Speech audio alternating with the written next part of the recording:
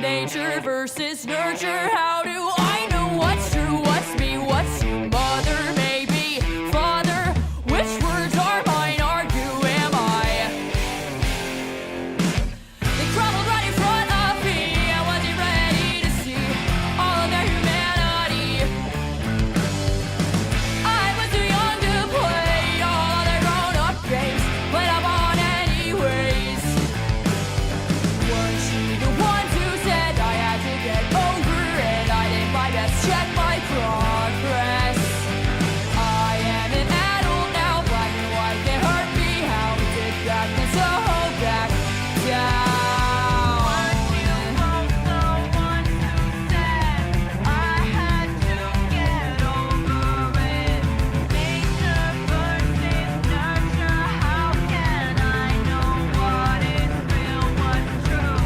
Mother, father, you were flawed and you can falter. I forgive you, now I have perspective and can see you. I don't have to hide from myself from love arcs that resemble you. Mother and father, just follow suit, forgive each other.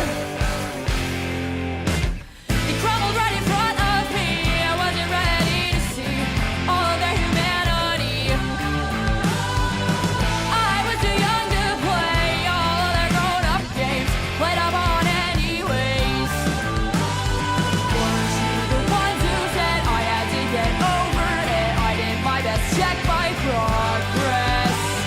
I am an adult now, black and white can't hurt me. How it did back then, so back down, back down, back down. Years spent waiting, just surviving till I could reach autonomy. Years spent waiting, just surviving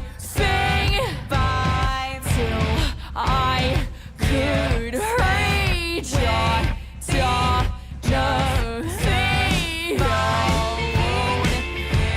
18, angry, 20, forgiving, I'm 23.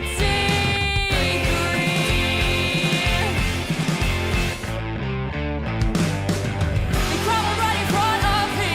I wasn't ready to see all of their humanity. I was too young to play all of their grown-up games. Played up on anyways. Weren't you the ones who said I had to get over it? I did my best, check my progress. I am an adult now, black and white can't hurt me. How is it back this whole back down? I had to grow up too fast, you know those effects they last, but I put it in the past. I had to grow up too fast, and if I could do that, you can do this, it's all I ask.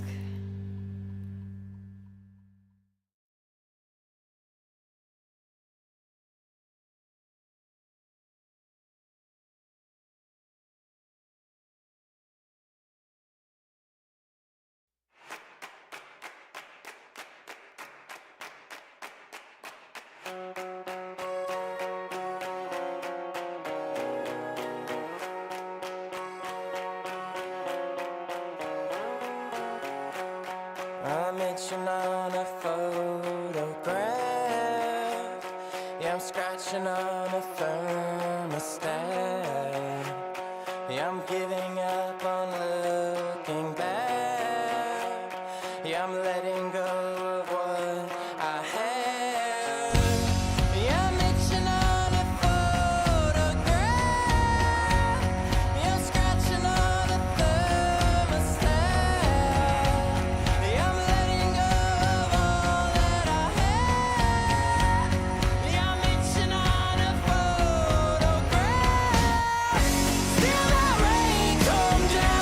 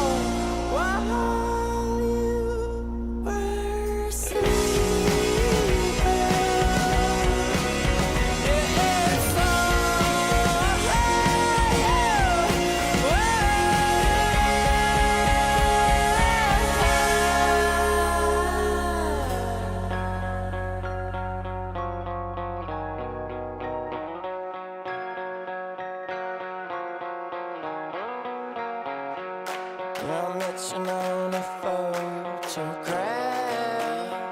Yeah, I'm scratching on the thermostat. Yeah, I'm letting go of all that I had. Yeah, I'm living now and living last. I'm itching on a photograph. Yeah, I'm scratching on a thermostat. Yeah, I'm letting go of what I had. I'm living now and living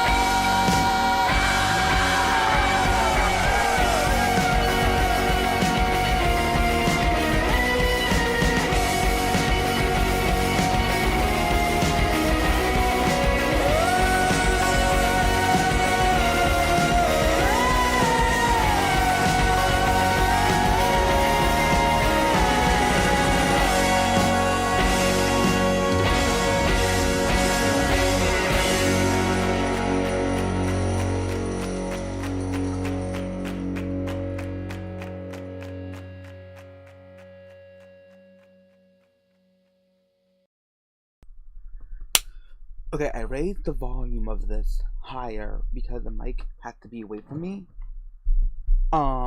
So I noticed last stream, because when I read really quietly. So it was super quiet. And like I said, so I just raised everything is raised up. I raised myself to 175. Let's see if I can hear myself.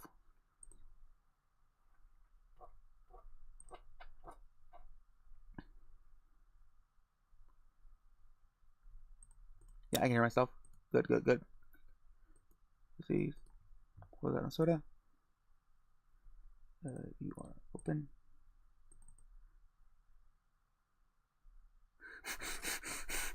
Oh, it's the Nora man. You're on the stream with Nora. Surprised to see Nora.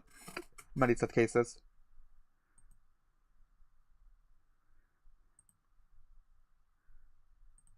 And where is he? Can you reply to somebody? Not. What is his name?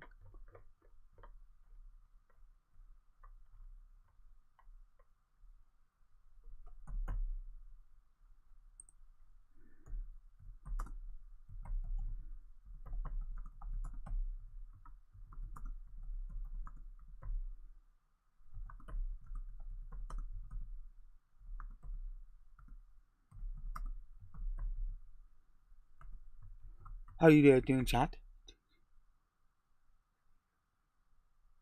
I can only hope. You went to the wrong person if you wanted migraine removal. On Joe Mala.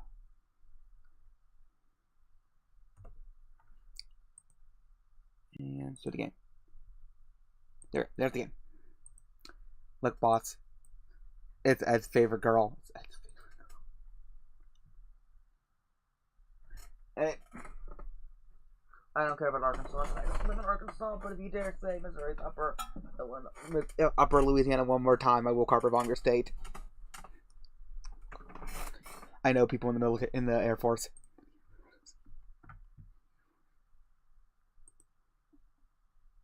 Let's see. Where's he? Almost done getting my poison team fully set up. I just need to get this, one more drop, a few more drops though, since the survey, since we're reading something tonight, so we don't have to worry about wasting, stamina. We can just quickly do this while waiting for the rest of the chat to get in here. And you guys can see how loud it is compared to my voice. Let's have to do a new team. She's useless to me. But then again, she's not really useless. She's only useless because I don't use a fire team. But now I am using fire teams to see who has more work. Let's go. Oh, my neck is killing me. My neck is killing me. Okay.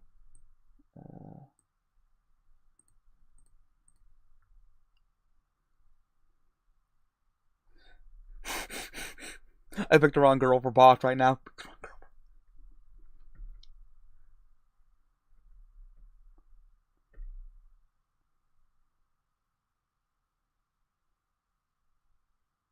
Let's see.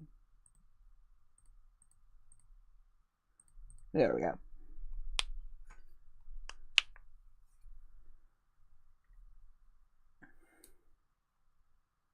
Ah, so close to killing it. So close to killing it. Yes! Attaboy, Duncan.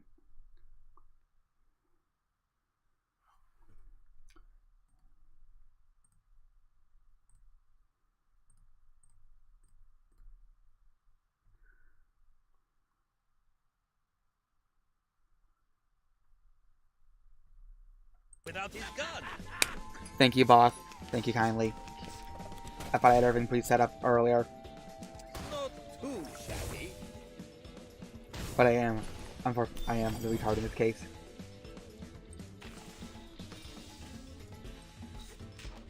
So untame, Okay, so free. So let at least you could hear me. As long as Unlike you keep it half of the novel of the diary in you can't even hear half the diary in the stream because you know a sharp blade. he was muted and he read he read a fair amount of pages. Because into listening, I hear you Watch and learn, kid. and Char just go on these random long pauses for no reason. I'm just like, what is going on? I'm like, did Unrest to fall asleep? And I realized, wait a second, he's muted. That boy's muted. the show is over, but the loneliness persists. Let's see how I sound next to the audio.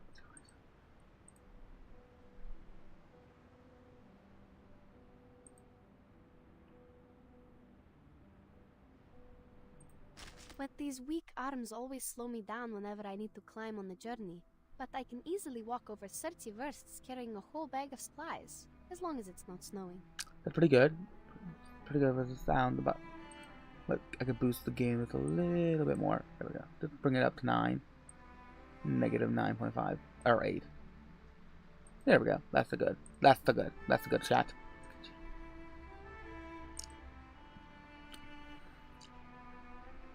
Charlemagne, how are you on about now? Duncan has hands. Well, Duncan does have hands though.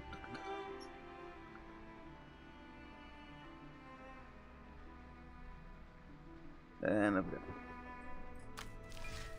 Now that we got that done. Okay. Slowly. Welcome to Inside. Typhon's movie party. Wilderness. Two more. Now that we save that in our battle, now we can have a more quicker replay than the last time. You don't want to get on my bad side. How have you been? Are you asking boss if he's secretly been Sekiro? Without his guns. That explains so much. Something for a human. Handy. I want them to add more. I want them to add 2 more male human characters, so I can run an all male human team. Because they already have Ezra, who's also a human, but he is purely support. Easy as pie. I don't know, but I would probably make a. He does do Ezra does do seals with his form, with his detection, but I would try to figure out what I would do. Probably make, if we're gonna do a female, probably make a Florence Nightingale, based on like have a human based off of her. Why don't I introduce it But I do later want in 2 my more life? humans, so I can make it like I said, an all human team. Melt it down, forge it up. The show is over. Well, yeah, he has but he the loneliness has persists. Maya PFP. You don't see those that often. Now, if he was a boy with the earring, PFP, those people are drains. They're fun but drains because they know no one will ever care about their protagonist.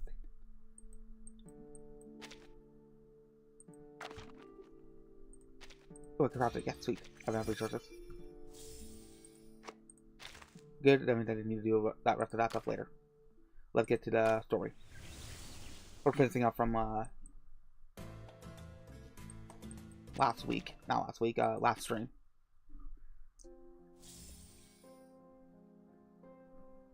is black. Natural that he made it his black Persona fan. Persona 2 fan. Those are the rares of the rares. Oh, that's not what I'm looking for. I'm looking for October cast.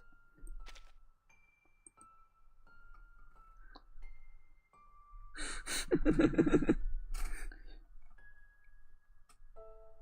bad. It's my leg. There we go. Boss, you up for reading, or are you too tired?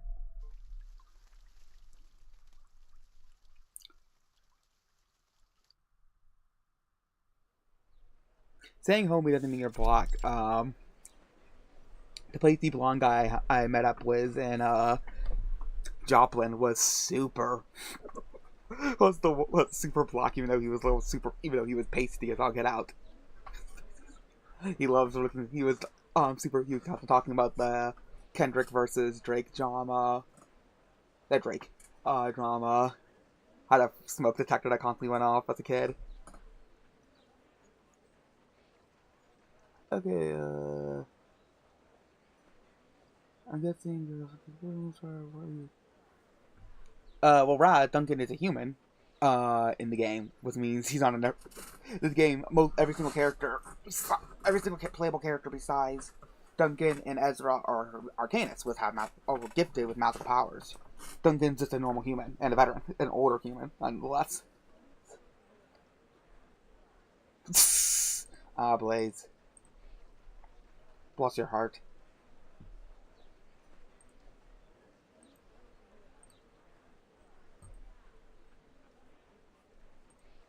There we go.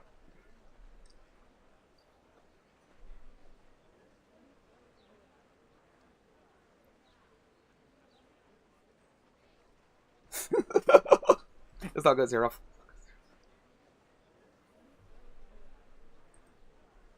Are you speaking? There, you're unmuted. I said if the game is too loud for you, you can just right click and lower the volume yourself. Oh yeah, I already have it muted. Yeah. The first ray breaks down through the clouds, signaling the day of the procession. Some hope the end of the rainy season. You say, oh, that's you, boss. You say all Jorge's clothes don't fit? This is the only set we have. He'll have to wear what he's got. Everyone must have a candle. Place it firmly on the holder and don't let the rain pull it down, Essay. I know Natalie says feel the rain on your skin, but that bitch is lying. The song apparently made a comeback last year. Which is ironic because I used it in the video I made in the beginning of the year. So not saying my video single-handedly brought the song back, but not saying it didn't. Because I was making that video where I used a bunch of white girl music that guys like. Oh yeah. And I've always loved that Unwritten. Oh, I really Zero. Huh? Let me read this out. Accurate Mexican impression, boss. Man, that's some great English right there. But yeah, no, I really liked Dirt Little 2 as a kid. And Unwritten was also in that movie. Ah, I see. I talked about liking the Celine Dion music video and song a lot in that. The Dirt 1 movie, we got that DVD like a few years after we got Dirt Little 2. Because for some reason we consistently got the second one before the first one. When it came to movies. I don't know why. That one even as a kid, I thought the music video on that one was weird. There were two different ones. One was pretty normal, the other one was kind of weird. It was about, it was something like a girl band they were trying to make popular, but I thought like I said, even as, like, I think a 10-year-old, I thought it was weird that the camera was zooming in under crosses. Like, what on earth is this? Ah! There we go.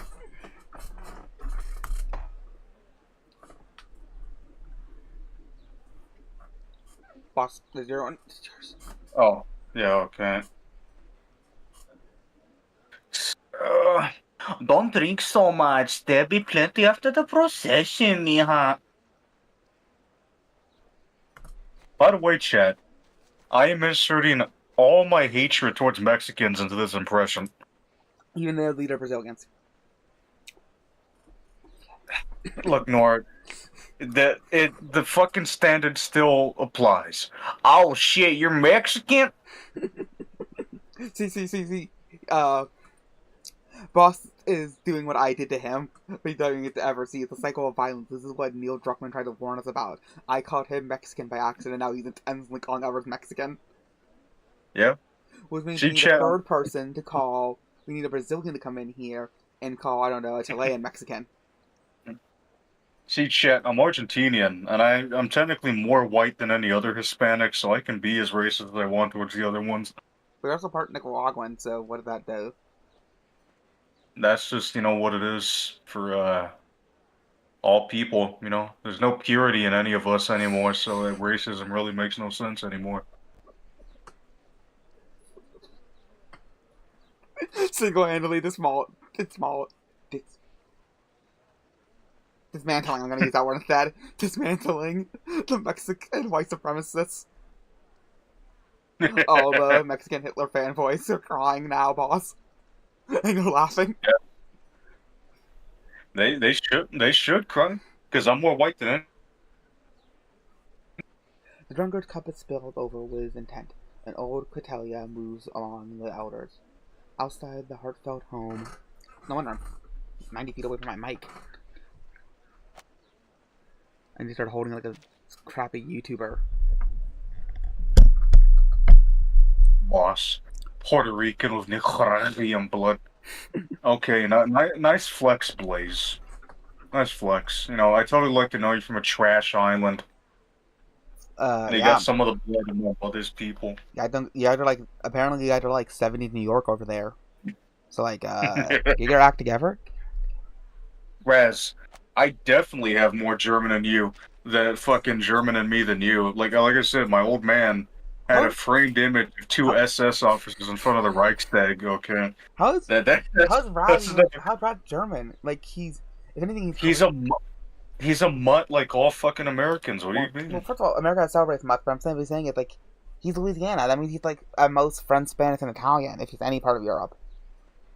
Well, apparently he has a bit of German in him. Okay, so that makes sense. That makes sense because German is the majority of Americans. That's like using the word Anglo to describe Americans doesn't work because we're technically not Anglo. Well, America, when it comes to the predominant ethnic group of America, it's technically Germanic. Yeah, we got a lot of Scandinavian in us. Because not just the Germans who came over, it's also the Dutch, and the Dutch are German, ethnically. Well, they're an offshoot of Germans or Germanic people. Like yeah, we use the word mongrel, mongoloid, Caucasian, and Negro to describe the three major gene pools. But in the end, like I said, you can debate on how accurate any of the words are, especially for like Caucasian, means a majority of Caucasian people who classify under Caucasian didn't come from the Caucasoid Mountains. But in the end, I feel like a road by any other name smells the same, so like who cares? In the end, we're all just a different shade of brown. It's with our hues and saturation sliders shifted. So who really cares? Outside of the heartfelt home, a chaotic scene is forming. The entrance was a man hustling at the statues, people holding candles, stands, elders and estate owners putting on their robes. Clan robes. Oh my. Zeroff, just because you're a nigger from Louisiana doesn't mean you're Creole. You're just a nigger. Well, because Creole is a very specific group of people which are fusion. Just like, what are those people who are basically the French Canadians of the South? Fucking Cajun? Yeah, Cajuns. Cajuns are the French people who refuse to assimilate. With the ever population, where Creole was the full assimilation of Mexican, of Spanish, Italian, French, and African, and but where parts of Africa, who knows, some people just split the difference and say Jamaican or Haitian, because a lot of them were taken there first. And then, but then there was also a crossbreeding between, like, things are complicated when it comes to, like, all those islands over there, because, like I said, the French would send, French prisoners and sell them as slaves to the same area they were selling black people as slaves, well, Africans as slaves, so, you know, there's, ethnics are a mess. In the end, I don't really care. It's about culture. That's why I'm extremely racist toward the British, because I think their culture sucks. Yeah. Because, like, yeah. Yeah, arrest the 12-year-old for arrest the 12-year-old who was drugged. Yeah, I really wish the fucking British Isles would sink into the ocean. So does Waz. Like, start sinking, I'll buy a yacht, I'll buy a little speedboat. By the time I get there, the island will be fully submerged and I can rescue him. Yeah. He can use all the junk his mother bought as a flotation device. It's covered in pig's blood. To keep the Muslims from trying to steal it. Yeah. The Colonel must have this perfectly still today. Even a tornado would fail to ruffle a hair on it. When does the procession end? Good heavens! You're taking to the end before it's even begun. Saints above, I hope they forgive you for this irreverence, mijo. Fine. If I'm a good and devout, will I get an extra piece of cornmeal cake? Ooh, that's actually really good cornmeal cake. For lunch. Yeah. If you don't catch trouble, you can have as much as you want. It's like I want your cake. Oh no! Come on, we all know Jose. No, Jesus has been dead for 15 years. We all know you haven't had good loving since then. Or during then. We all know, Juan your poor boy turned out to be gay. Damn. That's some good subversion right there. Tried to seduce the poor boy. The poor boy tried to go after your husband. Husband dies of a heart attack. Haven't got laid in 20 years. Husband been dead for 15. Truly, her life is miserable. Yeah. The Colonel sinks back in his wheelchair, content, glancing sideways at the nearby soldiers. Oh. You can take this one, boss. You know, you're the most beautiful girl I've ever laid eyes on. Please, might I take your hand? Look, it's Brazil. He can be black. Word to your mother. I didn't know. It's the best way to describe them because they're French people who are still French and don't really assimilate. So it's not the same with the French Canadians. Like, in Quebec, they have to literally put French on everything because the French speak their own language up there. So, don't they? Isn't there still, like, areas where they only speak, like, their bastard version of French? Yeah, I've been to Louisiana, and one time I was in a place where there was, like, fucking shit that was in French, too. Yeah, it was in English and French. I was like, come on now. Like, my own experience with Louisiana is American Horror Story Coven and King in the Hill. Okay, so I went there to go to the World War II museum once. Ooh, sounds nice. And I can't tell you how many fucking Cajuns I ran into. It's like they all sounded the fucking same and looked the same. They were like, "Oh boy, I know they well, welcome down here. Yeah, we're gonna take a tour about the D-Day." And it's like, what the fuck are you talking about? Like, when they're driving me there, the music they're playing is fucking awful. You know, like Quisenero music, they fucking spick shit that Mexicans listen to. Yeah, the stuff I complained about. We were on about the stream. I can't tell when we're streaming, when we're chatting, when we're whatever. But no, I complained about there's a trail I go to now and then where a lot of people just park, have picnics. And without fail, there'll always be like 7 Mexican independent families not connected to each other, all blaring their music all at once. So you're just walking through a cacophony of sound, and it's like, how can you even enjoy this? Like, I would be pissed off if my music was being overpowered by someone else's music. That's why I wear headphones. Yeah, fucking. But yeah, it's like Mexican music, and it's fucking awful. But yeah, like I said, you're not like Canadian, you're not precisely them, but there's a similar aspect of where you get these large friends group that do not assimilate. Except for the Cajuns are obviously influenced by other cultures as well, such as Haitian and Jamaican. So they're different than the French Quebecs, which are very much just French people who didn't really assimilate and slow, language wise, but still, culturally assimilated. They didn't really have their own. I assume the French Canadians don't have their own culture. Like now we're selling French Canadian seasoning out here.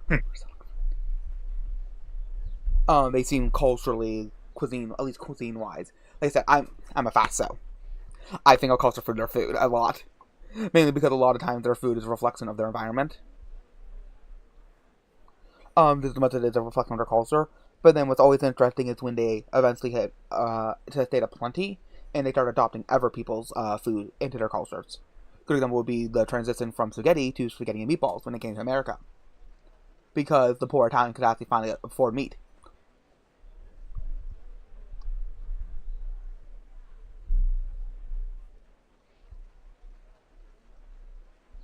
Okay. Well, that's yeah, that's French people for you. Yeah. That's all I can say is that's French people for you. Oh, I remember dear. one time, there was this one French dude me and Carol knew, and he would eat up any room he was in. It's like, come on, man. You're worse than Jim Carrey. Stop it.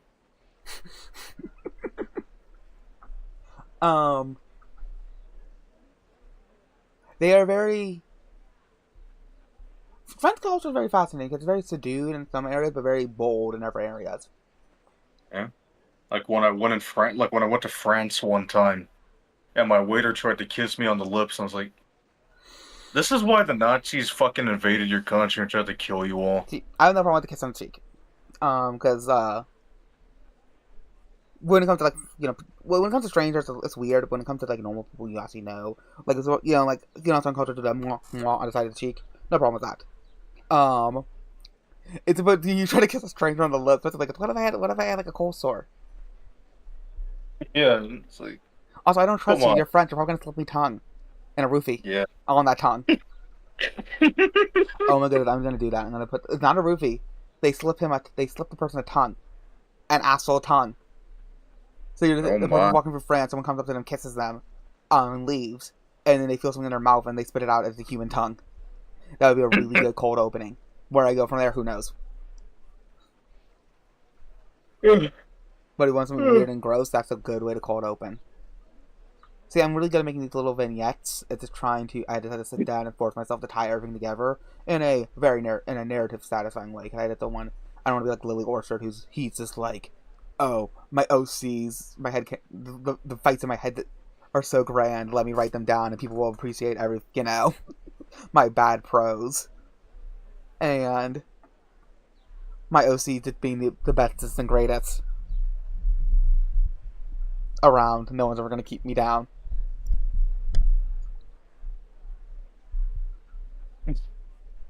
Damn, the French wanted to have those thick lips.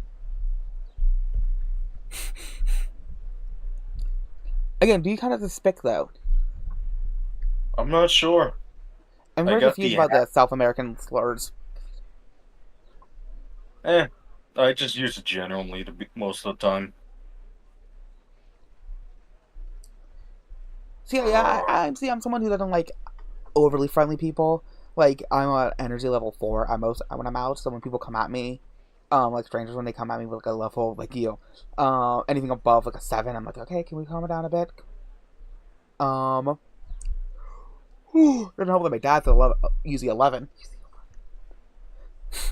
So when I'm out with him, I'm just like, calm down. Especially depending on who he's a mimic. So when he talks to somebody, he'll, whatever energy they have, he will get back that same energy. So like if he's talking to like a black woman, like a cashier, she starts talking to him, like kind of, we'll take a cigarette, all that kind of stuff. He'll do the same thing. My mom used to make fun of him for that. Oh dear, But please don't say that. My hands are covered in fish guts. Even so. Even so, they're still the gentlest I've ever held. Yes.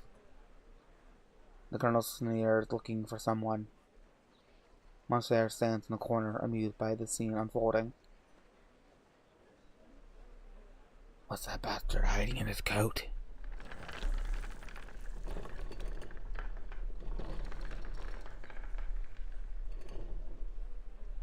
See, unlike yourself, I grew up in a church that was full of Italians, so I just got used to hugs.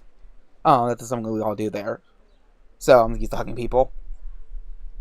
Even as someone who's, like I said, I'm not that friendly of a person, but I have no problem giving out a hug. Imagine getting a handy from the fishmonger's dog. Blaze, go into the corner and think about what you just typed. Go in the corner.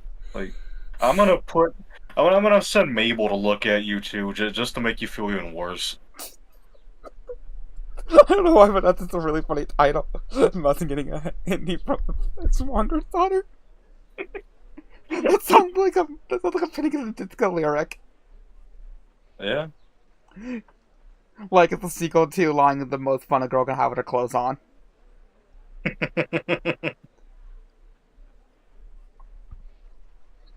He squints and then abruptly starts wheeling back to the chapel.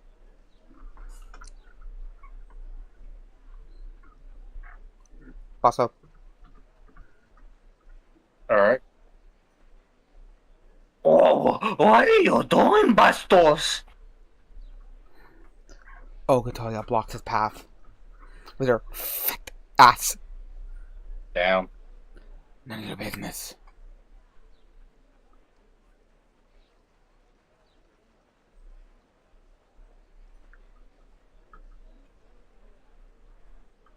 Your possession is exactly my business, Colonel.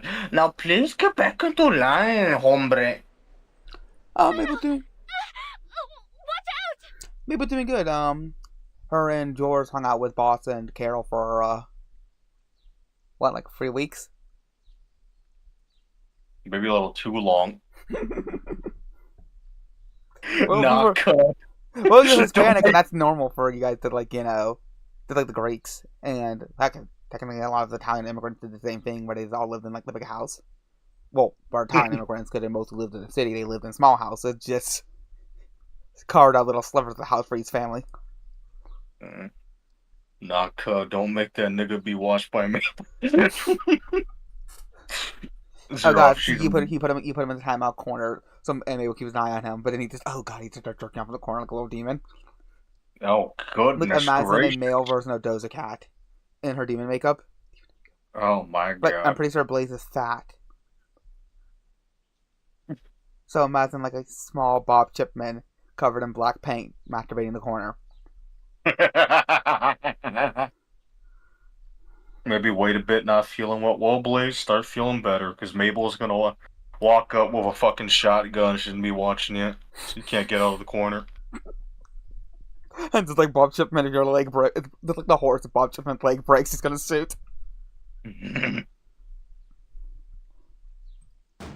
Nala rushes out of the home carrying her microphone, tripping into a tangled mess of cables.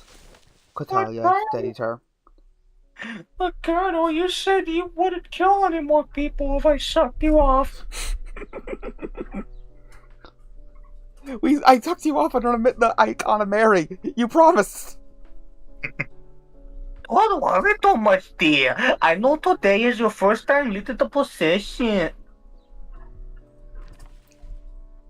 Quitalia untangles the wires and hands the microphone back to her. Oh my, worry over this trifle thing. I'm hardly nervous at all. You know, Nora, like I said, with that voice, if you got a voice changer, you'd be a great VTuber. You have to have a really good rig to make that work, because when I see those rigs that can barely emote, it triggers that uncanniness in my brain. Oh yeah. See, what you do is you open up an OnlyFans, shave your feet, and like take pictures of Well, so my you can feet save themselves up for are saved. This is my leg. The thing is, I may be fat, like on my stomach, because after I keep throwing all my fat, and a little bit of my thighs. But I have dad bod, like those dad bod legs, you know, really muscular. Yeah. I'm not like Bo Black, so it's like really thin leg. Ugh. Yeah, that It was Blue Black Russian roulette on Twitter. It was Russian roulette on Kiwi Farm tonight. Chat. Just opening up different links to find different posts to send to post in the Discord of like different tweets he said. And there's gonna be a tweet. Is it going to be one of his nudes? Like, the penis already is not photogenic.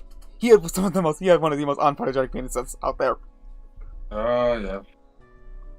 I thought Jared's was unphotogenic, but I looked at it and was like, God damn, man, why did you do this? Like, Jesus. I'm character acting Zeref and South. Wait, like I said, get a good rig after selling feet pics.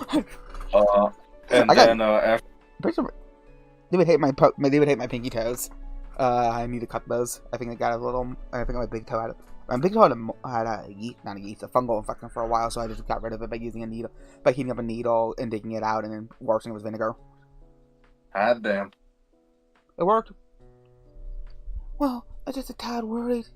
There's some sentences in the speech you wrote down. I don't know that I understand. I still haven't got to memorize everything perfectly.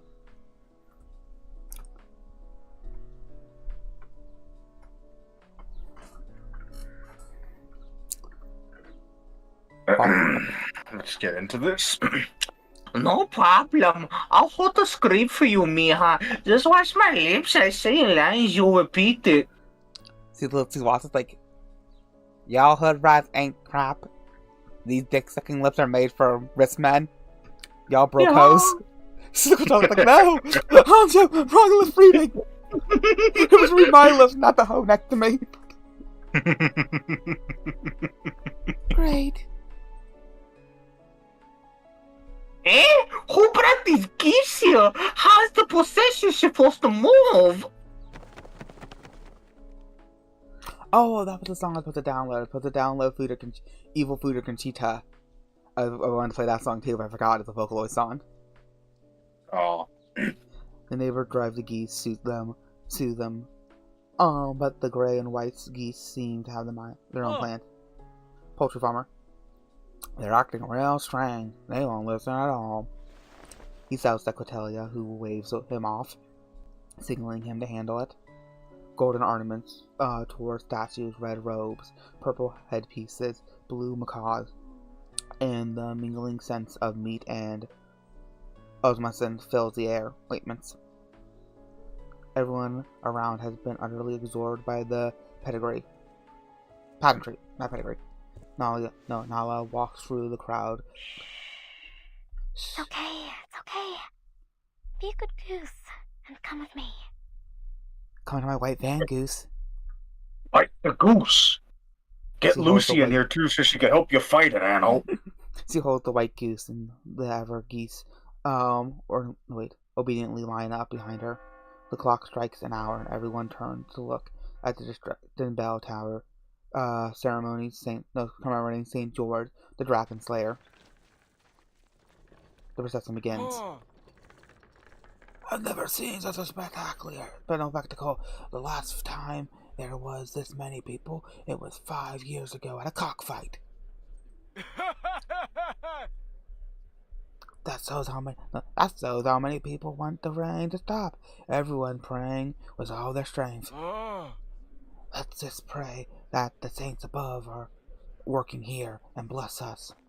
The procession moves from the home toward the square, with more and more people joining in, holding candles. Okay, because that's the blackest thing you've said all night. It took... How long is the stream been running? It took 45 minutes for you to pull the black card. You goddamn monkey. You do that in the private chat.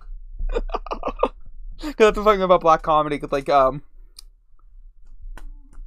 it usually always resorts back down to my dick. There's, like, a lot of Jewish comedy is about that, like, that whiny, nasally nephew, uncle. Yeah. Same thing with like Chinese, and there's like a lot of Japanese comedy is focused around traditional Japanese comedy focused around the whiny loser that hangs around the main character, but helps out, but has a heart of gold and helps out. Think Zenatsu from Demon Slayer for a classic example of classic Japanese comedy. Mm-hmm. Not only the line of white geese at the front him humming softly. At the same crossroad, when the warm days grow cold, leaves are falling down to the ground.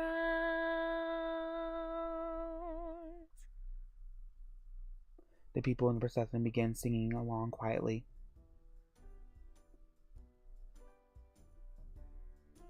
Can the geese sing too? I want them to quack along. Quack, quack, quack, quack. Quack, quack. Okay, if only I had that one, that clip from that one Arthur episode where they get obsessed with this one duck so. That's obviously a reference to how adults will watch kindergarten shows while high. Oh, yeah. Um, Oh, speaking of Arthur, Yeah. you remember that one Buster show there was supposed to be where there's going to be an episode about a lesbian couple, but then they canned it because of that? yeah, I remember the trailer for it. That's some funny shit. Yeah, my folks wouldn't let me. My folks wouldn't let me. Wouldn't let us watch that show because that Buster TV show, because they thought they heard about it was gonna be more political. Funny. Very Midwestern energy. But yeah, anything like New Agey, any remotely New Agey, my mother did not like. Understandable. Probably because probably because of the fact that she knew a lot of hippies growing up. Can't really blame her. Yeah, my uncle was kind of a hippie when he was a teen. He would constantly make little burnt marks in his desk because of his incense burners. Yeah, the episode of Buster. So what happened was, we watched a few episodes of the Buster show, but most of the time they were not that interesting because there was a live action footage. That was the main gimmick of the show. Buster's father is is a pilot for an airplane company. So what happens is Buster decides to spend a year with his father traveling abroad. So he goes to different cultures, learns about them. I liked the Chinese episode a lot as a kid, where I learned about that one Chinese where you take the rice and you wrap it in like bamboo leaves, I think, and you boil it.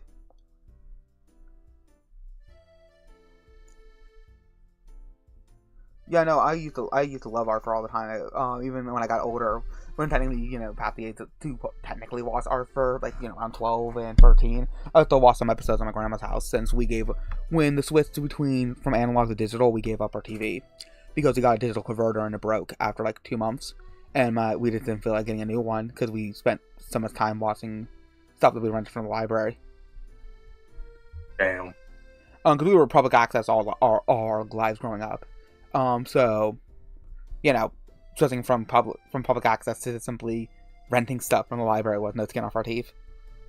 Plus our giant, used movie collection we had, because a lot of times what happened would be, these small little video rental stores would want to get new stock, so they would sell their old stock, and, we would buy them, because they'd be usually sold for like dirt cheap.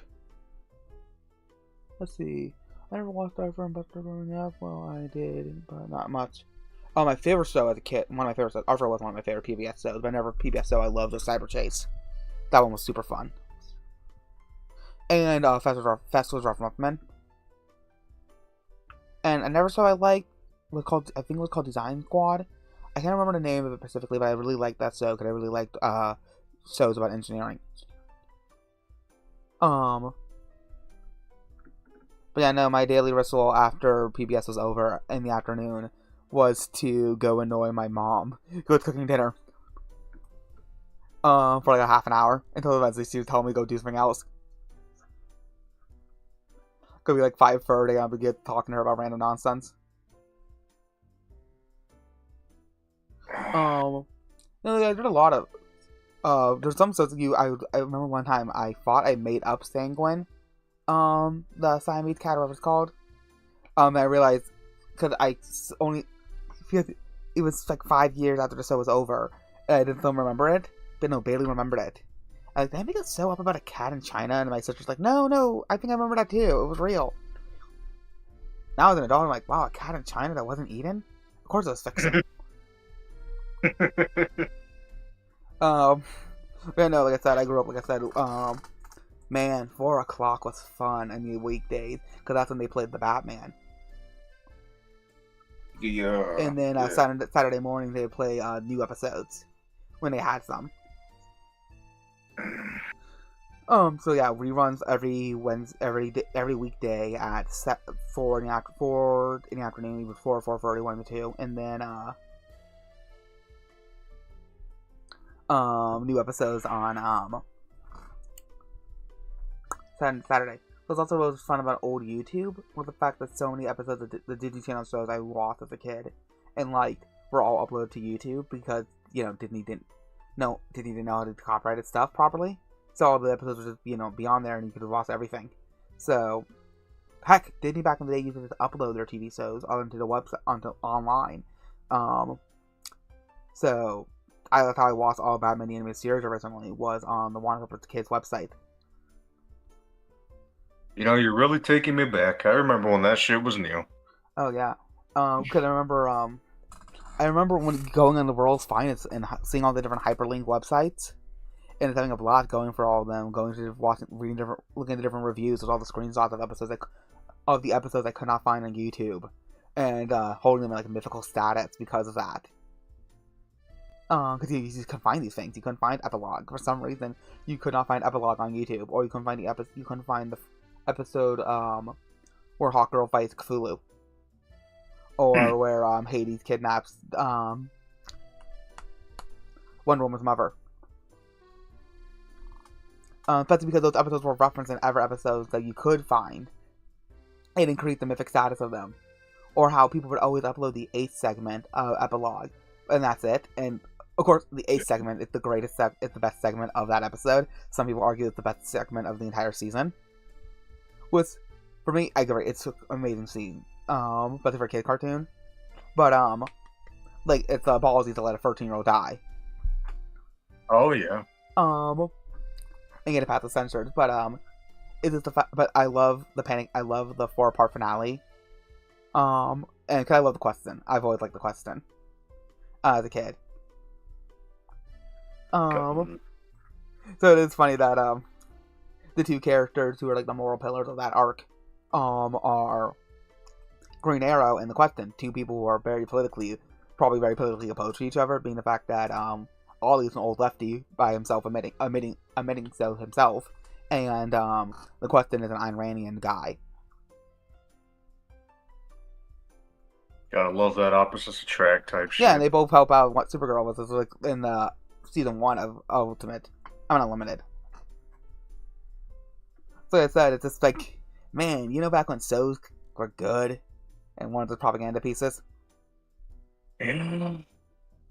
I remember when TV shows were something I could kick back to on the couch while sick and That's what laugh Mercy's at doing and right now. She's sick, so we're just watching a bunch of seasons all day today since I've been home to into bed. All what she was watching was Justice League and Justice League Unlimited.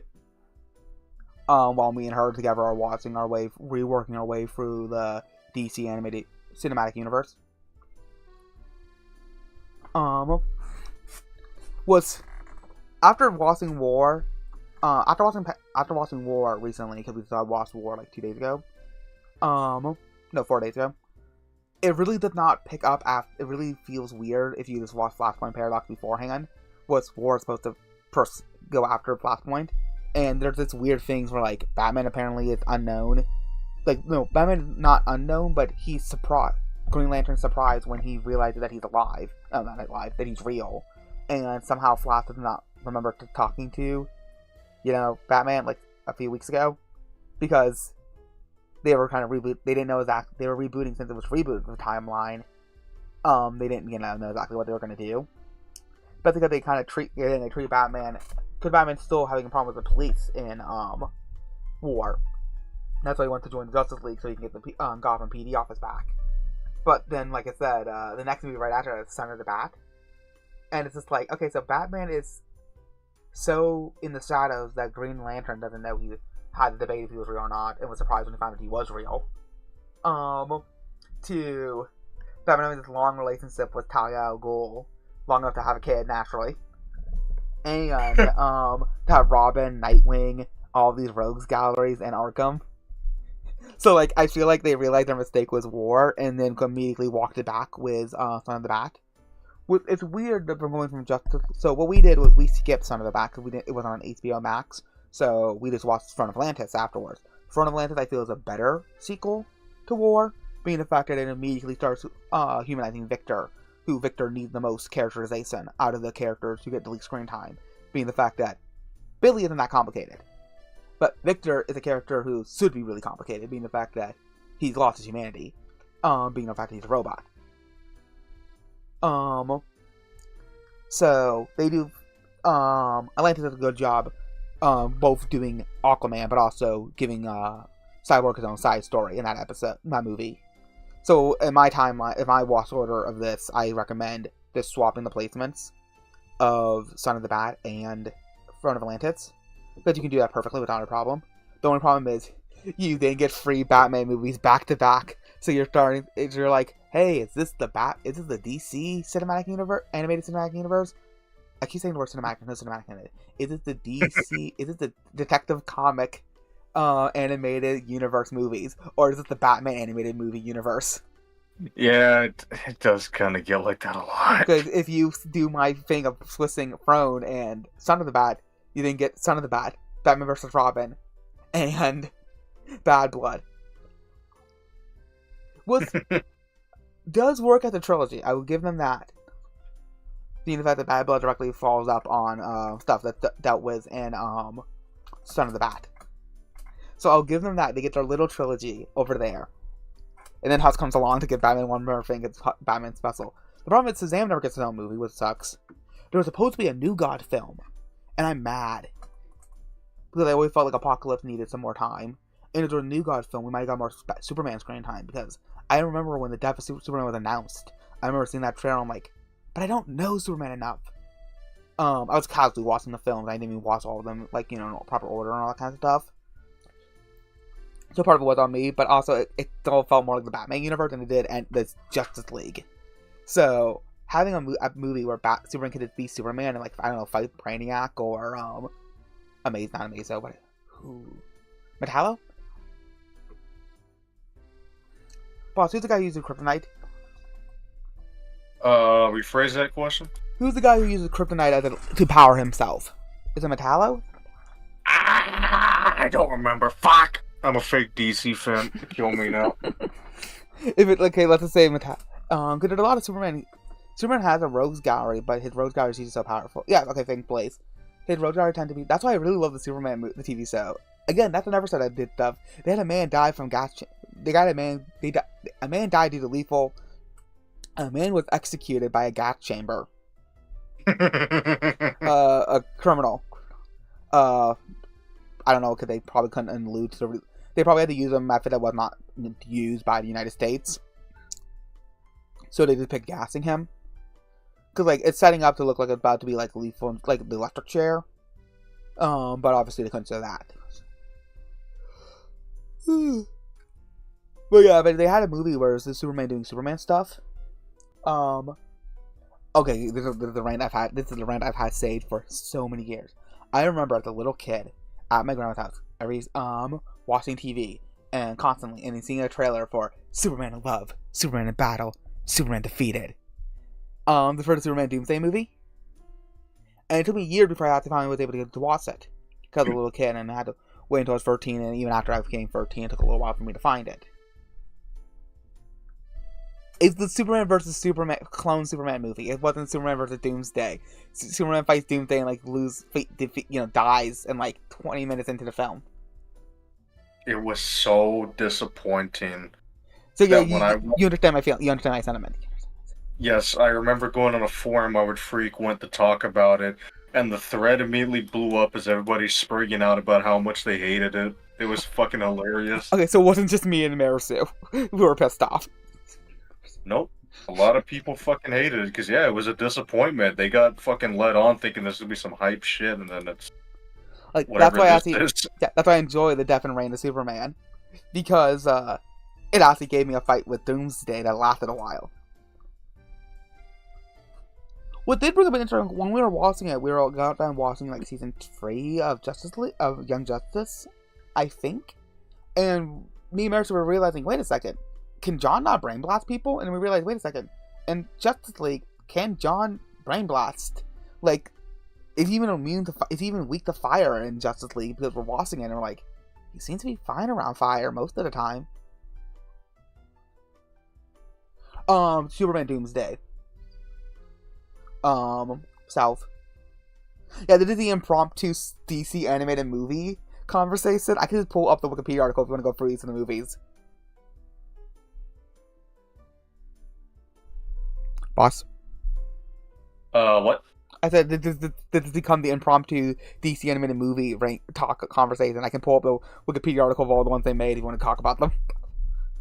I think we'll save that for another stream Yeah, because that's true. people That is true. people can't go first. Yeah, I'll write an I'll make a proper thumbnail for that. Yeah. And we'll wait until we're done with the we'll wait until me and Marisu have finished Crisis. Because I heard people complaining about Crisis. Because it's a free, even though it's a 3-part film, I heard some people were complaining about it. I wish I had my head massager. Did you go and jerk off the pictures of Anjo Nala? I think he did. My past burns with ashes. By now. More and more join in. The voices grow louder. The process and Reese's San Sebastian Square, where the grand statue lies. A beam of light shines on the statue, and Nala stands before it. Old Cordelia waves from the crowd, muttering the words to her.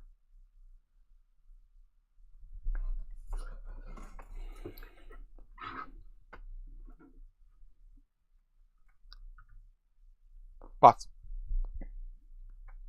Okay, let's get into character again. Watch my ears, Mija. Follow along. Nala nods, watching Cordelia's lips. A strange thought strikes her. Suddenly she realizes she's never seen snow. Huh? Cares about snow. Hello, hello everyone. A microphone squeals and the crowd murmurs. Hello, can you hear me? Yes. Sorry, I've not spoken in front of this many people before. It's okay, Nala. You can do it, Nala. Just say anything. Nah, I couldn't find any good pics of her. Just all white boys stuff. I went back in my... Well, at least he knows good people. Persona girls. Yeah.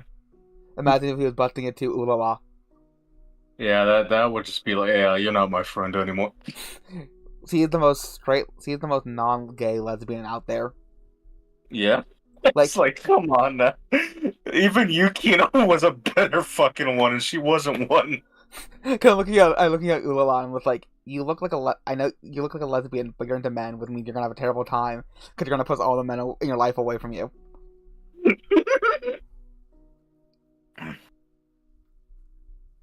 Nora, it scares me how much like a girl you sound. It scares me. Okay, so a woman got I dealt with like a busy customer, because like she's like, I'm walking. I think I hear the word miss, or something. So I go through the door to go to the back of the produce, and she like opens the door and starts waving me forwards. I'm like, you don't like. Oh, if I wasn't, if I didn't work there, if someone waves me and I don't know them, I'm gonna be like, you don't wave me. You ask me nicely to come. If I choose to come, I will. Just... Like, don't make me mimic a black woman. Like, you don't know me. Unless you want to look right in front of her face. Because me and my coworker were just looking at each other after she left. I'm like, what's her deal? And he told me, yeah, he deals with her a lot. She always asks for something that's right in front of her because he never looks. Then, shall I begin? Her voice is slow and steady. Nala looks at her hand, who returns in gloom. She nods, clearing her throat. Cortelia's lips move, and Nala speaks. I think we can all agree that this isn't the best time in our lives.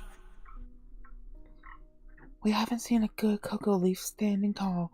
No Tatarla flowers blooming, and the sunlight never lingers longer than a day. Only rain, endless rain. Rain like this always reminds me of my childhood. Gentle yet suffocating, breeze in the cradle, flat feet stomping on the nettles. All these poetic and joyous synonyms. Speaking of childhood, Ula is so bad that I straight up just wanted Ellie instead. But the game wouldn't let me. Damn. Well, I know she apologized, but Ula nearly got Maya killed. Yeah. Like, she had the lesbian jealousy raised down great. But again, she's into men, which is really funny. Yeah, I feel bad for Balfu. If they ever get together, like, oh god, I feel bad for that man. You know her hands are like cold and clammy. Like, weirdly. And like, she like the hands of an arthritis. She like to punch things, she has the hands like an arthritis woman. I'll explain after this one chapter's over what it's about. Can I give you visual aids? Speaking of childhood. She smiles to herself. Did we really have the wonderful childhood we imagine? Things always seem more beautiful and grander when they're viewed from a distance.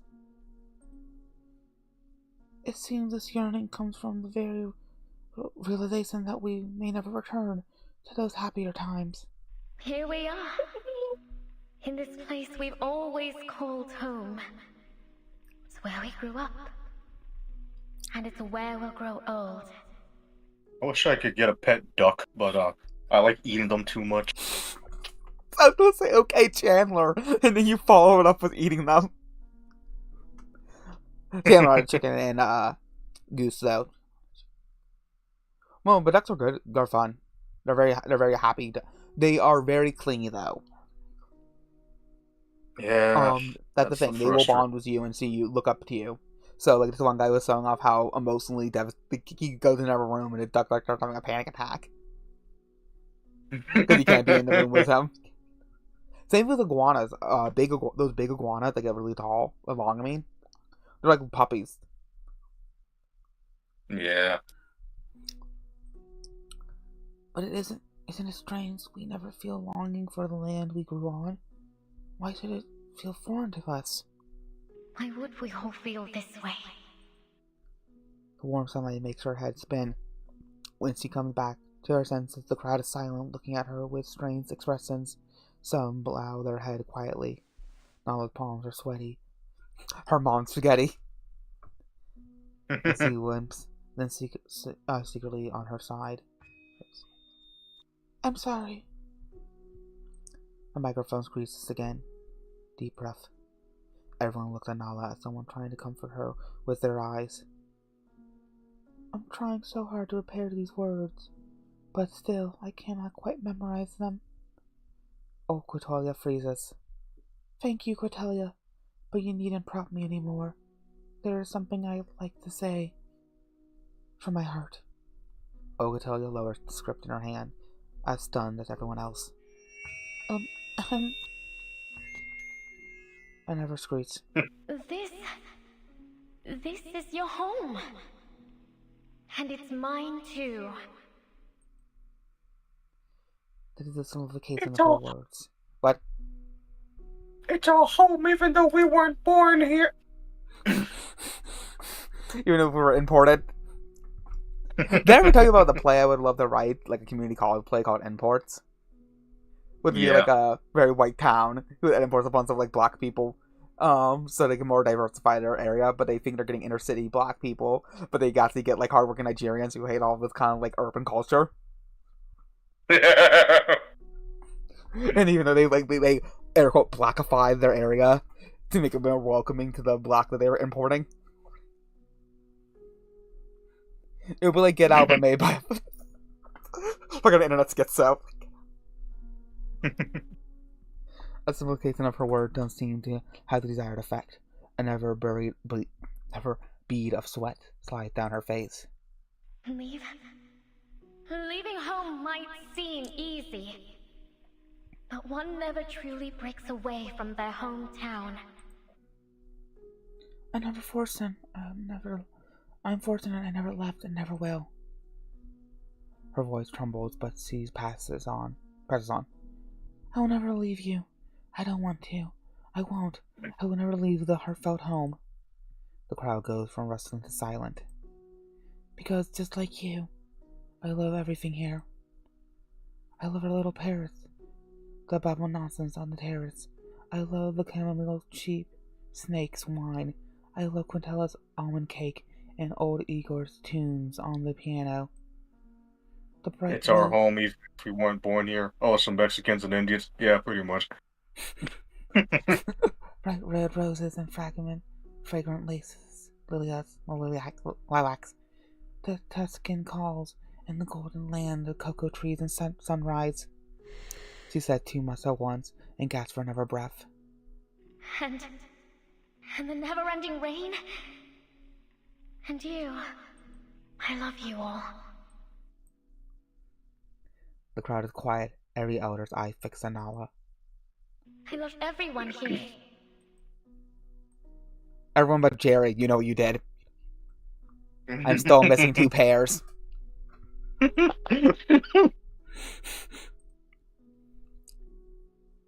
that was bad because he wasn't Family Guy. What do you mean? It's our home. On EP so was Mayo. Oh, it's Family Guy. Yeah, okay, yeah, I agree. What Seinfeld was her, or I don't know, what's Seinfeld? Or what's Friends? You have to remember, he's black. They love Family Guy for some reason. That is true. Didn't more white people watch Cleveland so than actual black people? Yeah. Fun fact, David Lynch did not want to do a cameo in Gravity Falls, but did multiple cameos for the Cleveland so. You know, yeah, I went too fucking. Alex Hurst, I made this for you, all for you. Hangs himself. David Lynch, ooh, white guy playing black people. I love this.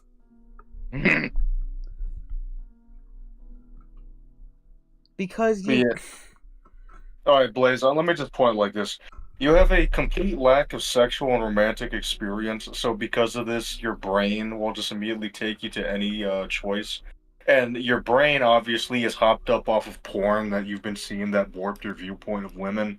So whatever porn tag gets you off the most is the one that your brain's going to gravitate towards. So that's why quote-unquote bad girls are your thing.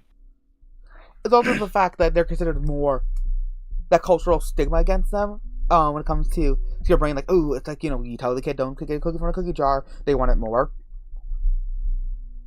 So your brain's like, oh, I want something exciting. South, you like emo chicks because that's just... It was the era you grew up in, you saw them everywhere and you're like, man, I feel like I was robbed that I never got a chance to date a girl like that because they're not really that common anymore. They're out there still, but they're not really everywhere like they were back in your day. Well, me and South are men outside of time. Unfortunately, The Great American Mall was destroyed, the natural habitat.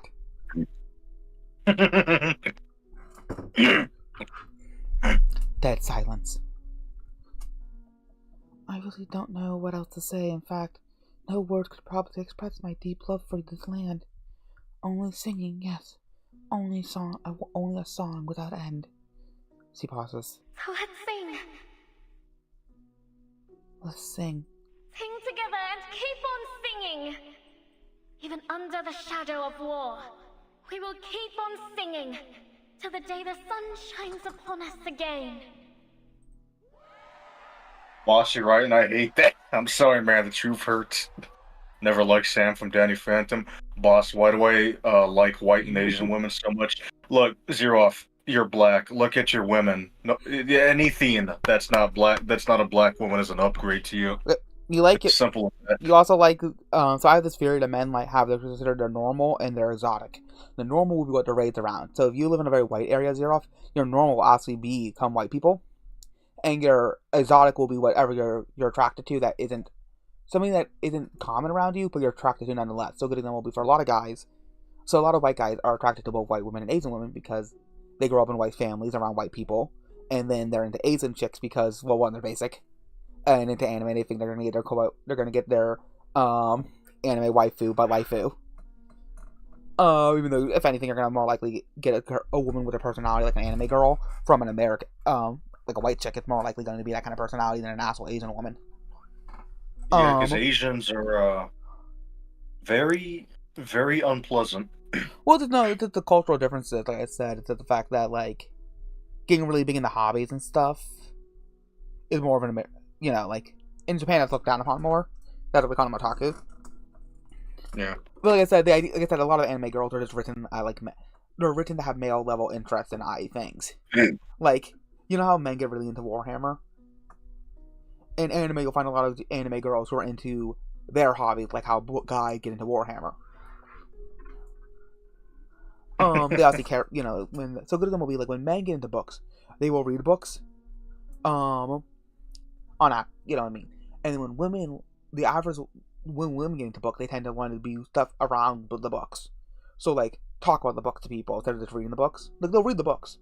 Some of them, and of course, there's always that stereotype that book club is not for reading; it's for drinking. But you see how men's ideal of the hobby is just purely focusing on the hobby, where women's ideal is the community around that hobby. Of course, that's not to disregard women who actually do enjoy reading and do want to share their interest in reading. Obviously, that's different than being more about the community aspect of reading than reading itself. Could you see that on like Book Talk back when it was a thing? Yesterday. Yeah. Back when it was a thing. You had a bunch of people on YouTube. Look at the book reviewers on YouTube. The women were women who read books, they like books, and they like talking about the books. Where again, these are all averages. On average, the women on Book Talk were women who were just wanting to have a community around books. But I'm saying is all this wrapped around to saying is that anime girls are written to have more to engage with the things that they're interested in, the way men engage with the things they're interested in, not how women engage with the things they're interested in. That's why you understand like female psychology. When you watch anime, sometimes the girls will come off weird to you. But if you're like a dude who only ever growing up watching anime your entire life, you're gonna think, oh, this is normal. Like the normal trope for the characters, not realizing that these are so psychological tricks to make the characters more endearing to you. If you write the characters to act more like men, they're gonna become more endearing to you because they don't have that pesky female stuff.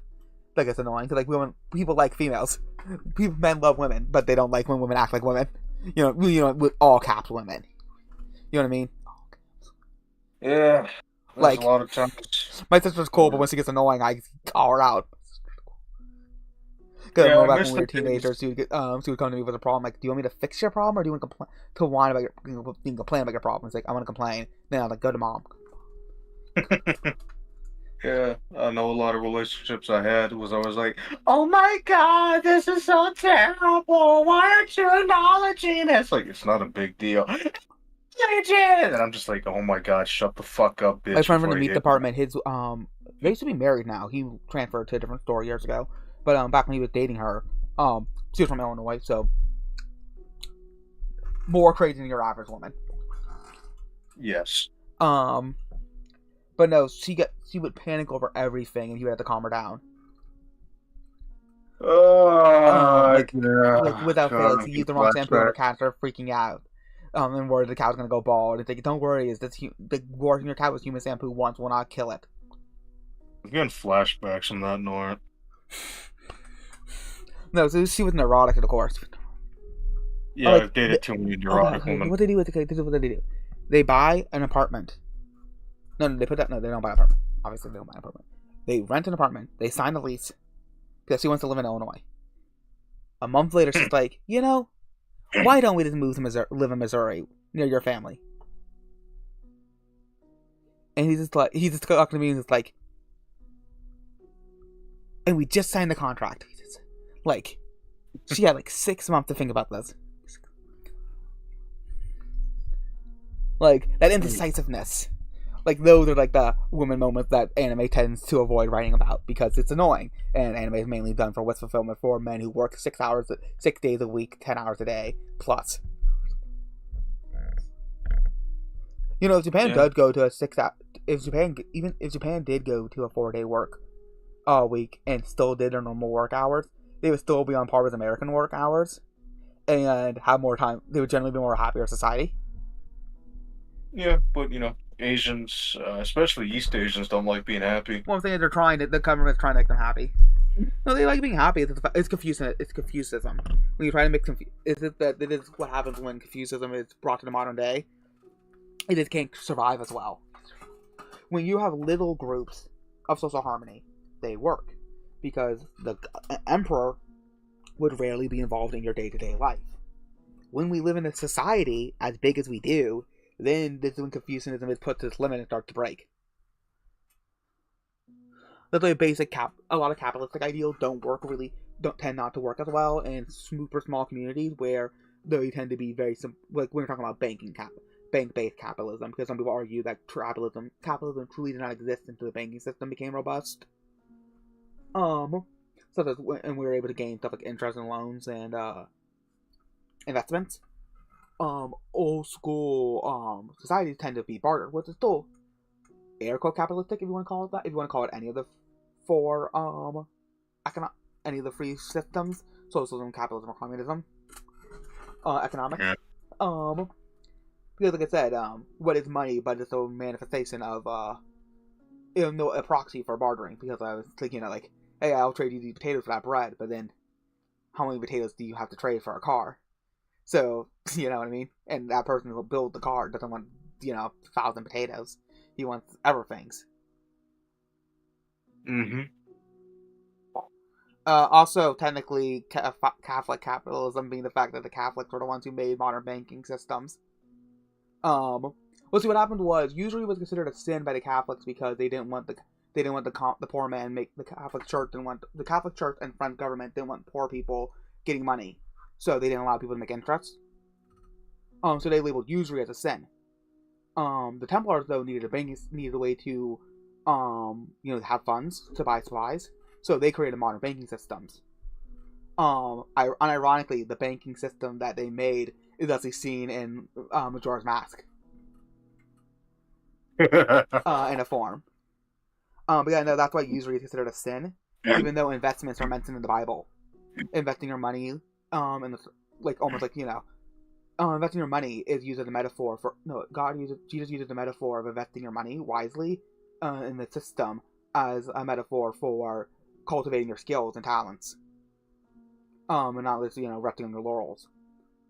Like I said, the thing why usury is considered a sin, like I said, is the fact that the Catholic Church. It's the same reason why cussing a lot of times. It's the same reason why certain words are considered cuss words. Is the fact that rich people didn't want to talk to the poor people, so they deemed their language the wrong. But no, the Templars were demonized by the French because the Templars became so the Templars were formed of second and third sons, sons who would not get inheritance, specifically the third sons, who typically would have to be like religious leaders, because they would have very little inheritance. So they formed that, and then they became so popular that the French government and the Catholic Church feared them, so they then ran a smear campaign over them. So then a bunch of Templars who were not in Europe at the time had to pretend to be Mason workers, because Mason workers were always in high demand for the longest time in human society. So that's where we get the term Freemason, because they were Masons trying to find freedom. Yeah. But like I said, usually it's considered a sin because of the fact that, like I said, the Catholic Church and French government didn't want the common man to become more powerful. But like I said, God does talk about debts and not being in debt. And forgiveness, though, that's another thing. The Bible also goes hand in hand. The Bible doesn't say, like, oh, drown your enemies in debt. Or your neighbor in debt. That's why they talk about forgiveness, like the story where the guy's in a bunch of debt. And the king forgives him. And so kindness allows him to, instead of throwing him in jail where the law rightfully says he belongs, he shows him forgiveness. So he's able to slowly work it off. So it's like a passion is always, even though the Bible talks about investments and all that kind of stuff, the Bible also preaches, leniency and, kindness, and not just being a cunt about things. But yeah, no, a lot of the stuff that gets like the Catholic Catholicism is because the Roman Church, the Roman government feared the rise of Christianity post Jesus and post apostles. They then started coming up with a bunch of other stuff. They started merging. They started adopting Christianity and started as like a skin, and mix it with their other stuff. That's why we have the Immaculate Conception had to do with with Mary. Like they made Mary like sinless, even though Mary was just a human. And then anytime you say she was just a human, she has children and everything. They're like, but the church fathers said this, and like the church fathers you're saying existed 300 years after the Bible. It's like saying that, but Joseph Smith said, but Joseph Smith's also not an accurate source for information. Joseph Smith even more so than the people who existed after the Bible. But no, people always bring up the church fathers. Again, it was quote unquote the church fathers who made up the ideal that Mary was 14 because of that anti-sex book that even the Catholic Church denounces as being canon, and they only made her 14. They only made her 14 because the book didn't want married. They made her 14 and they made Joseph 90 because they didn't want Mary. They wanted to make it seem like Mary and Joseph never had kids, even though the Bible talks about Jesus' brothers and mentions he has at least 2 sisters. They say sisters plural. If I remember correctly. And like I said, the Bible even specifically says that Joseph was not allowed to sleep with her until after she gave birth. So because we don't know either of their names and we just have to use the language that's given about them, we can assume at youngest they're both around 16 and but the average age from the legal records we have was around 20 that people got married. Because you can usually figure out for all of history, you can usually figure out the truth of things because history is written by the victors. It's through like lawsuits and tax collection. Like anytime Rome was like, yeah, we won this epic battle, ignore the receipt that we need like 2,000 chariots. Just ignore that, please. Like, we had like a flawless victory. Because like I said, like, you see with a lot of things. You see with after the Israelites left Egypt, you have this weird passage, one of these weird Hebrew books, history books, or scrolls, what you call it, where like, yeah, we fought this nation, we fought this nation, and by the way, we completely wiped out the sons of Israel. Like, they're gone, they don't exist anymore. Which is a good way to cover up losing a bunch of them. And like I said, because we know when it was, we know that because they said the sons, not the nation of, we can tell this was before they became Israel, before they, got to Jerusalem and all that area. But yeah, no, like I said, so that's why, it's always interesting we can read between the lines. I researched a lot of this stuff because my dad was raised Catholic and then converted to Christianity. One, he actually became a Seventh-day Adventist for a little bit. Because that's what he kind of fell into, but he realized it was kind of a cult. So he left that. The Midwest is loaded with cults, apparently. So I said, and then like I said, my mom's side of the family was persecuted by Catholics to the point where someone tried to light one of my mother's relatives' house on fire. Back in the 1900s. So they would come to her church and rip up the Bibles and stuff like that.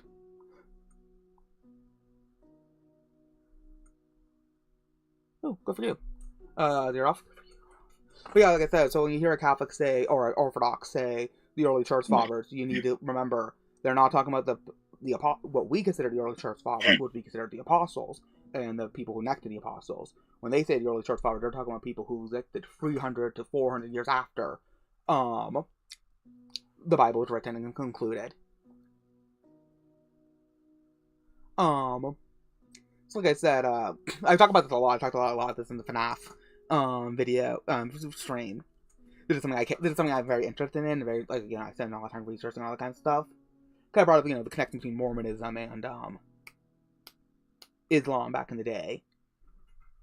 Like how and all those connections and how there's very similar mindsets between both of them, except for the difference between Mormonism and Islam is the fact that somehow, Mormonism has some of the most best-selling fantasy authors in modern history, modern times, where modern Islam is mainly known for raping goats and destroying art. Yeah. Cause I love the video like return all it's a person protesting like return the art, like to the British Museum Seoul. They got the art in the homeland they didn't steal, and it's this ice that's destroying it all.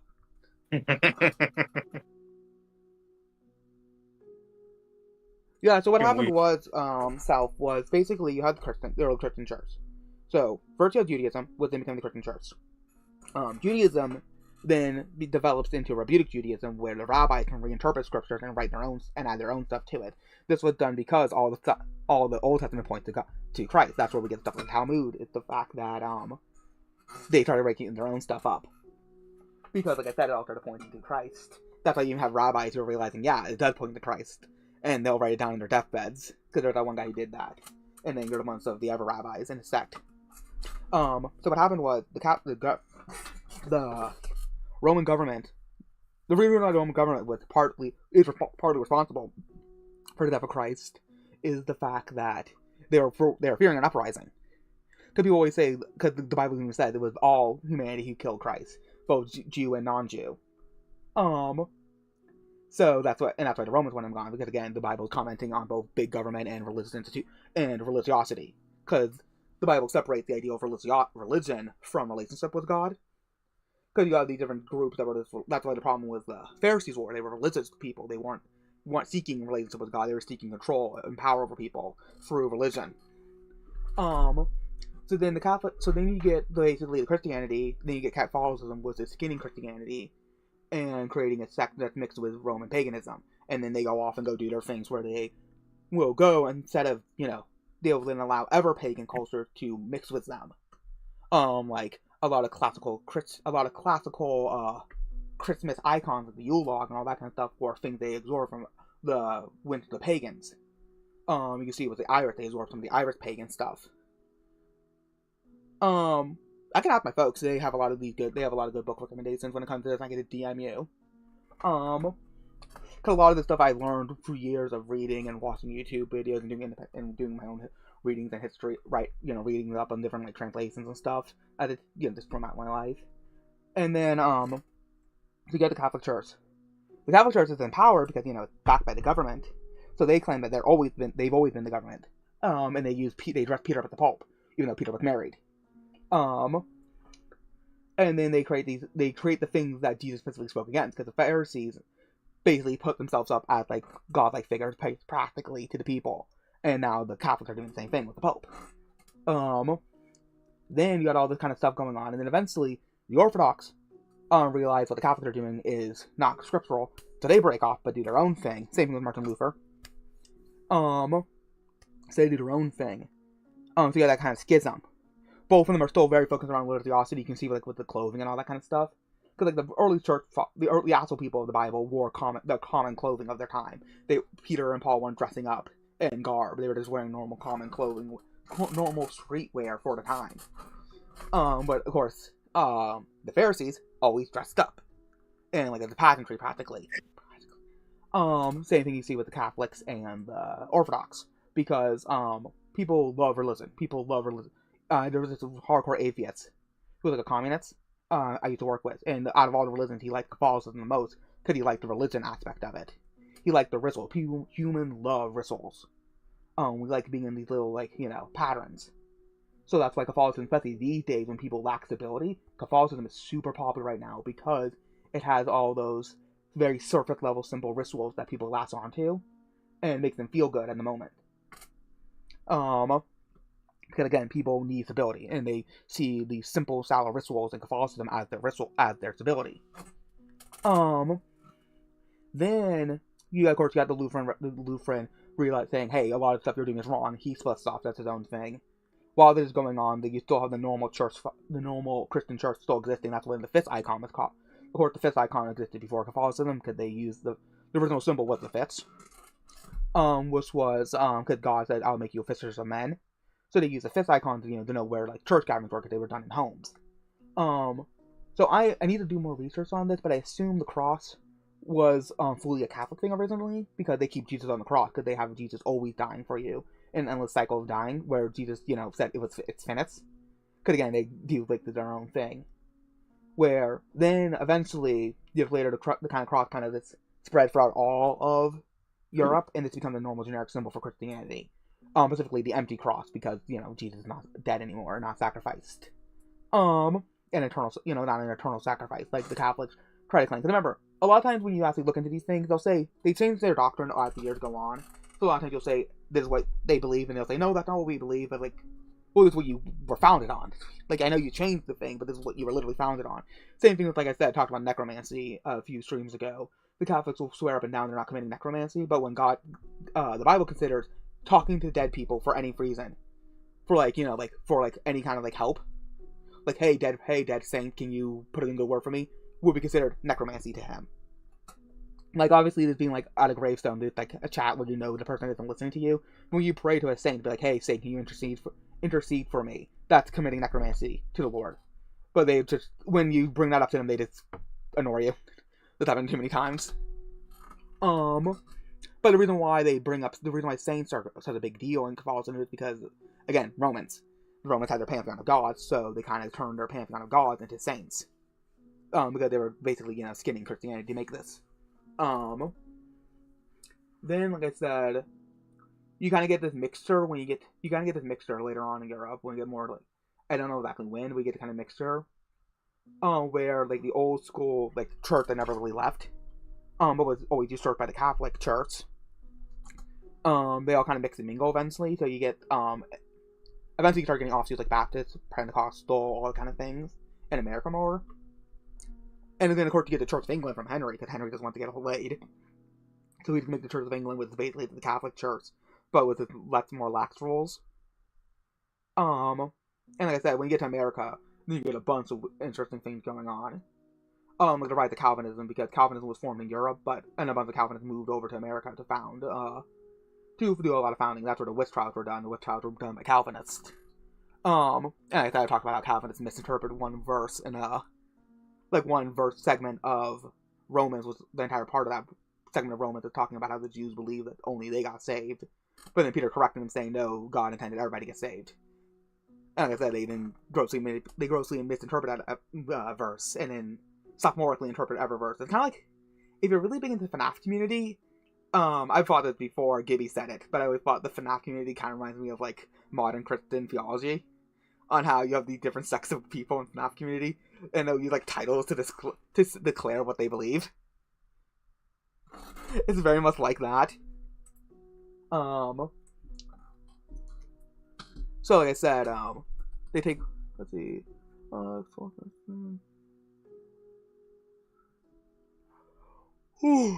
yeah, no, I think I probably bored boss to death, knowing me, but, no, I'll look up those books for you when I get a chance.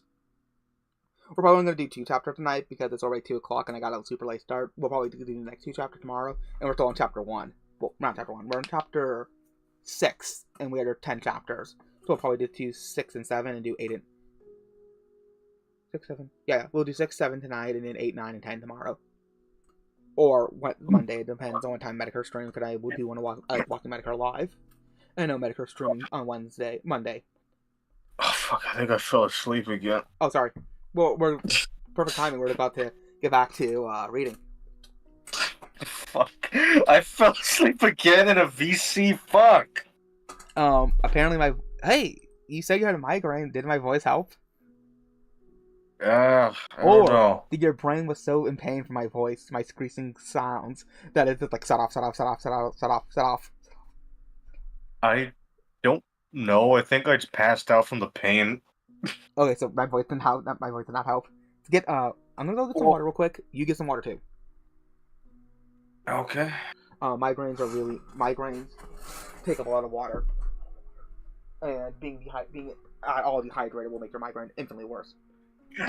Did a hydration check, chat. Everybody go get up and get some water. Also stretch. Yeah.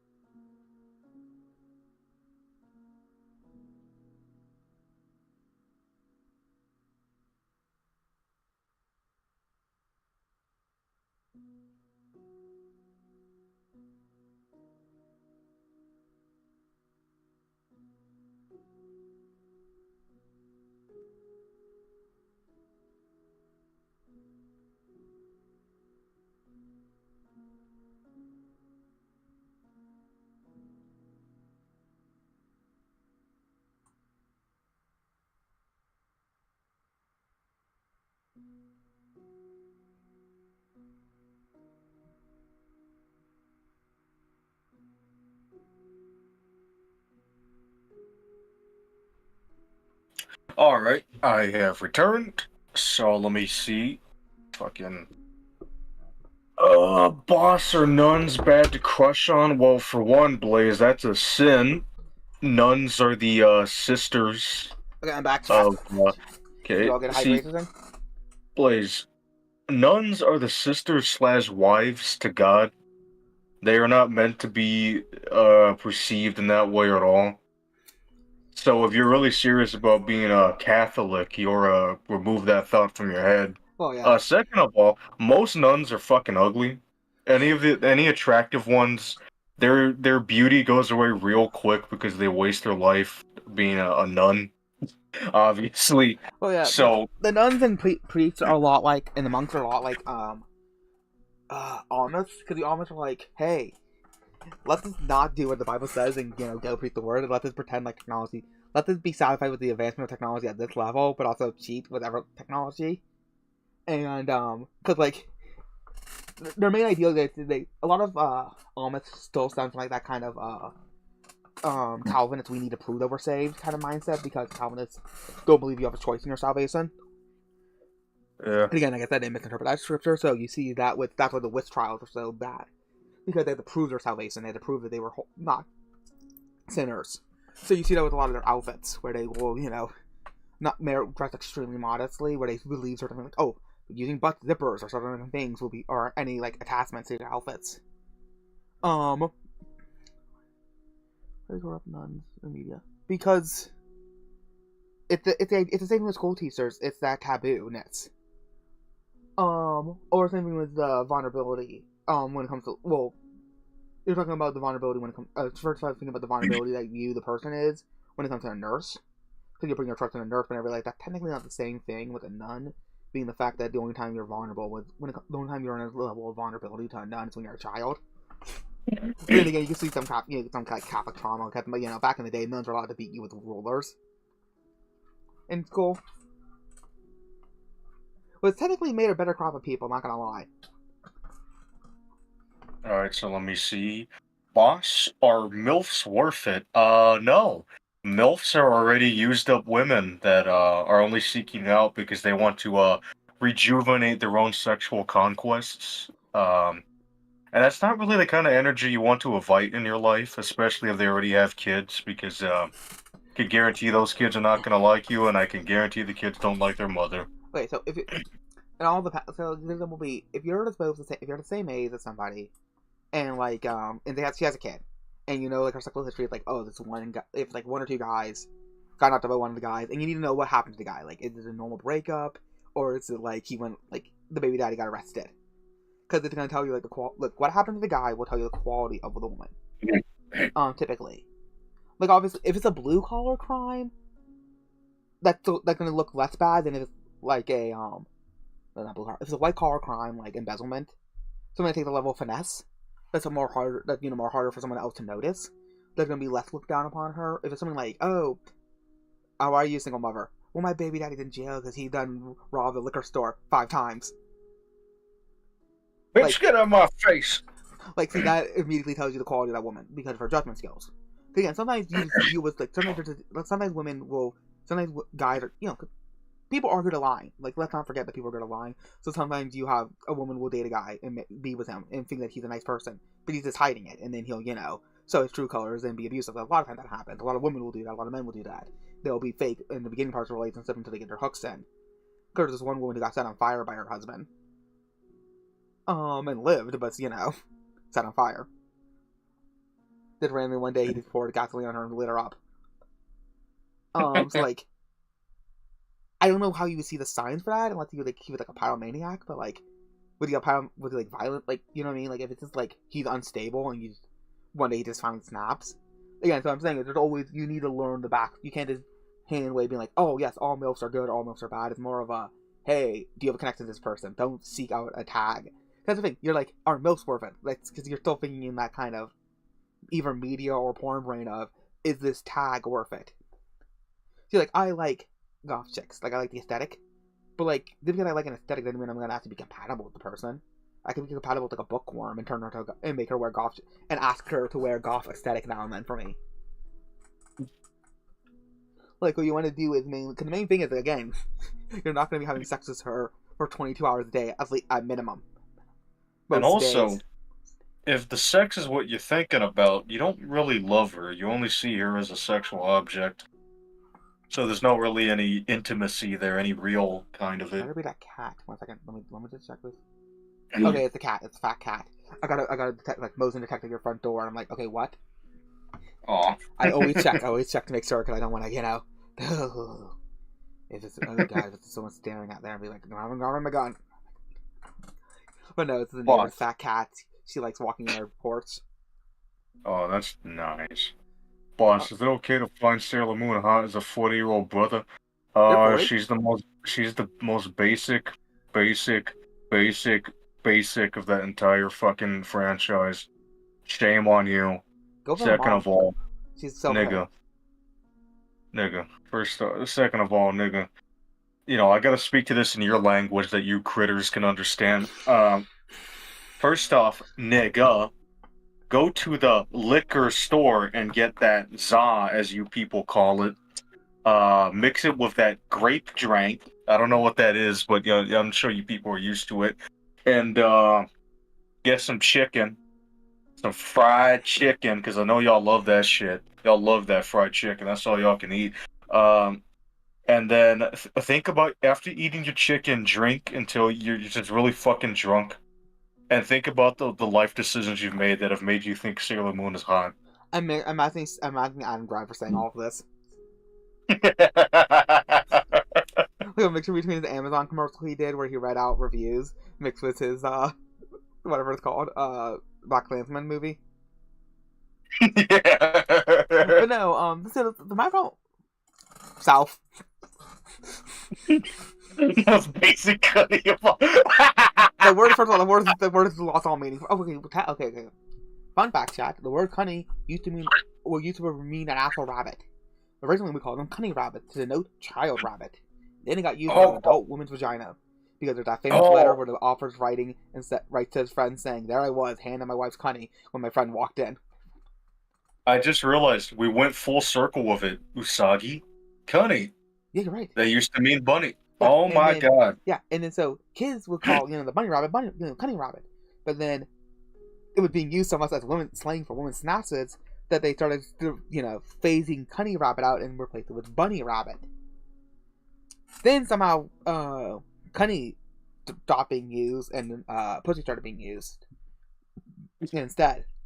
Because like my gal pussy was like, obviously plays on the euphemism of, oh, am I singing about her cat or am I singing about her snatch? But they both around that. Then you got, but then, like I said, there's always been slang term for everything. Like I said, back in the day, saying the word cock was considered more respectable than saying penis. And obviously, like I said, back in the day, a lot of reason why we consider certain words language, and swearing is the fact that either the language difference, and we don't speak the poor people's language, or, like I said, it was very much that we don't speak the poor people's language. No, if you actually watch House of Dragon, you'll hear the word cunny being used. Because, one of the guys is like, where's XYZ? And like, oh, XYZ is going between one cunny to the next right now. Because he's like a drunk. But like I said, I don't know why it slowly became used for specifically it's mainly used by pedophiles when it comes to online. Like when it comes to like, they'll use that slang term on like message boards and stuff.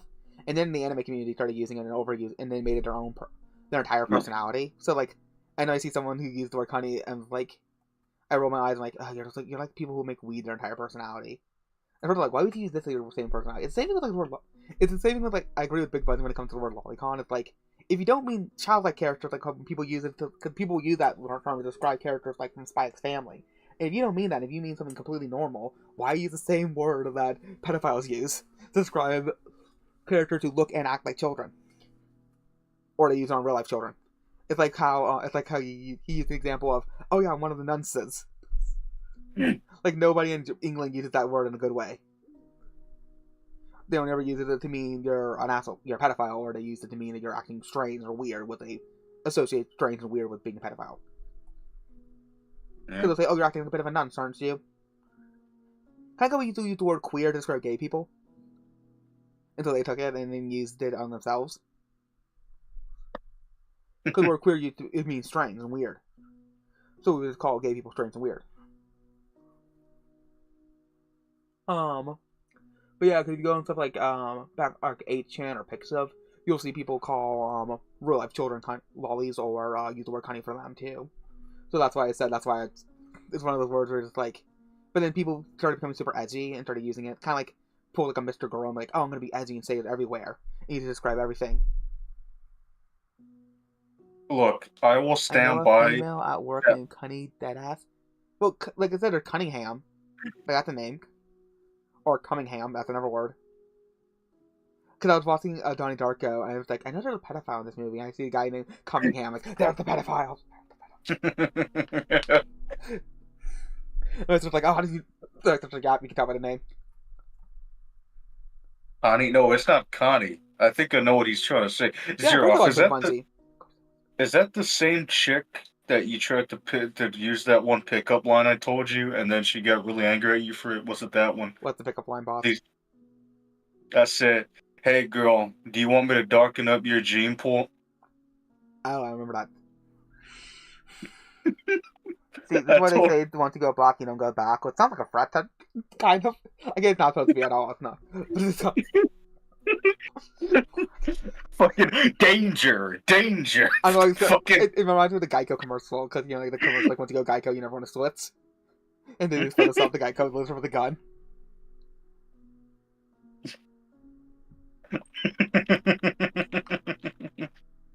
Yeah, when I'm bored at work, I'll just binge watch Big Bungie. Well, listen to Big Bungie.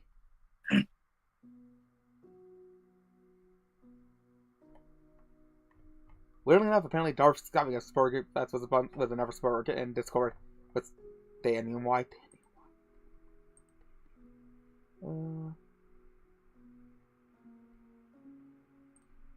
Someone added me with something I cannot tell who it was. I'm trying to figure out what this. Oh. Oh, someone asking about the clips. About it.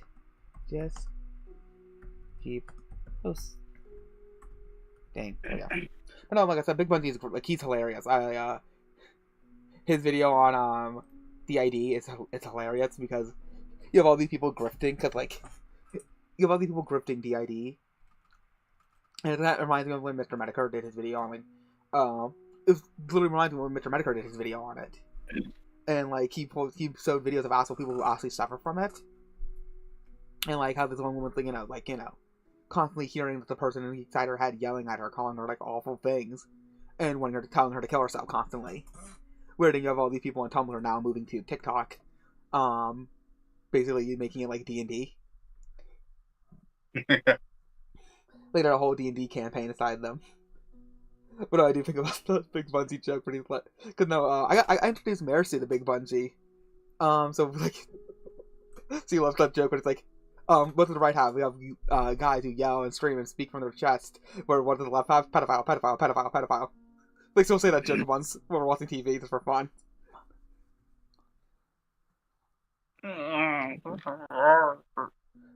Bro, how did you know? I'm so mad. How did you know? I'm so mad, bro. Are you still mad at Boss for the gene pool comment that he gave you? Or are you mad at me? I think that's what he intended. Like, damn, Boss, you fucked me over. Bro, how did you know? If you're asking me how do I know, Boss tells me everything. We're like two gossiping hens. Yeah, it's like... Nora's kind of like a psychologist I go to sometimes, and it's like, we exchanged both having strange minds. It's weird because he's been for a lot of stuff, so it makes sense why he's messed. Why he's crazy and weird and thinks in weird ways. I've lived a relatively normal life. Like there's always something new. There's always something new under the sun. There's always a new problem under the sun to deal with. But it's not like I didn't do heroin when I was 15. Like I didn't have a life that made me resort to that. That's what I'm saying. I lived a very semi-charmed life. Like my problems are very first world. Yeah. See, Nora here is like the one guy in Hannibal. They get to find who the fuck is doing all the killings. Oh god, yeah. I'm the main character from Red. I'm thinking you saying I'm the main character from Red Dragon. I'm watching the videotapes of you, boss, slowly going insane.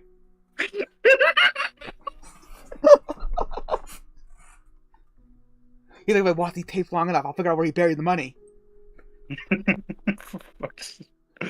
Oh, He said it's God. somewhere on his property, but where?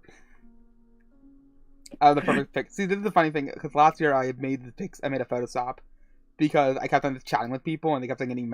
It got to a point where I would chat with people and be like, "Oh, give my opinions on the stuff they're telling me about," and they're like, "Can you stop?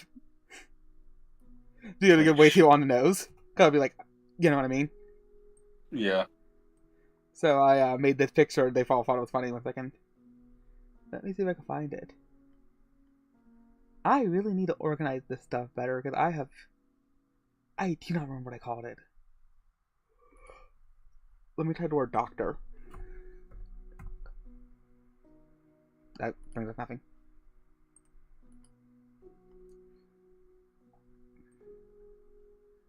But I know, like I said, we just talk. Like, so me and him to chat about a lot of random nonsense. I chat with a bunch of people about random nonsense all the time. I just like, as much as I dislike people, I also like learning things. And I find people generally interested. I find people even though like I said, I dislike people on my own alone time a lot of times. I genuinely find people interesting and fascinating. Want to know more about them. So that's why I ask a lot of questions. And did people in line and in real life just tell me things about themselves? Like I said, this one woman at work once told me basically her entire dating history. Just relatively impromptu. Because we were just having a conversation. I cannot find the picture, so I'll have to use the other one. I hate when this happens. I really need to start organizing my stuff. Oh my goodness, if an FBI agent ever tried to groom me and want to be, yeah, you need to make sure he writes his manifesto. And once you get the laptop, we can publish the manifesto and then we can ban guns. Get my laptop. Where's the manifesto? Several months later. Why was it called Pasta Boy Das Star? What do you mean it's only 2 with its 29 pages? I'm loaded with thumb drives around my house. In real life, that is honest to God, I have thumb drives and like SD cards everywhere. So it's like one of my. It's the rest of the page. Oh God, it's like. Oh God, I'm dead. But I'm dead. I'm gone on. But the echo remains, like the impression. So demonic activity is now swirling around the house, and it's like Slenderman in the 8 pages. But it's the FBI agent trying to get for a paranormal house, trying to find thumb drives and SD cards to finish the manifesto so he can ban guns.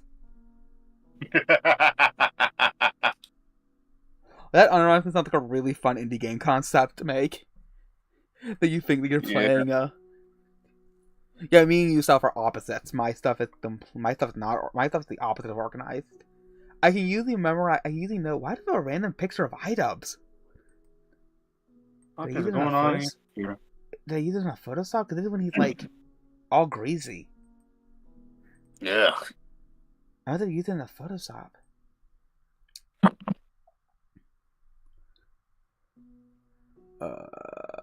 Here. Oh yeah. I'll just use this one. What?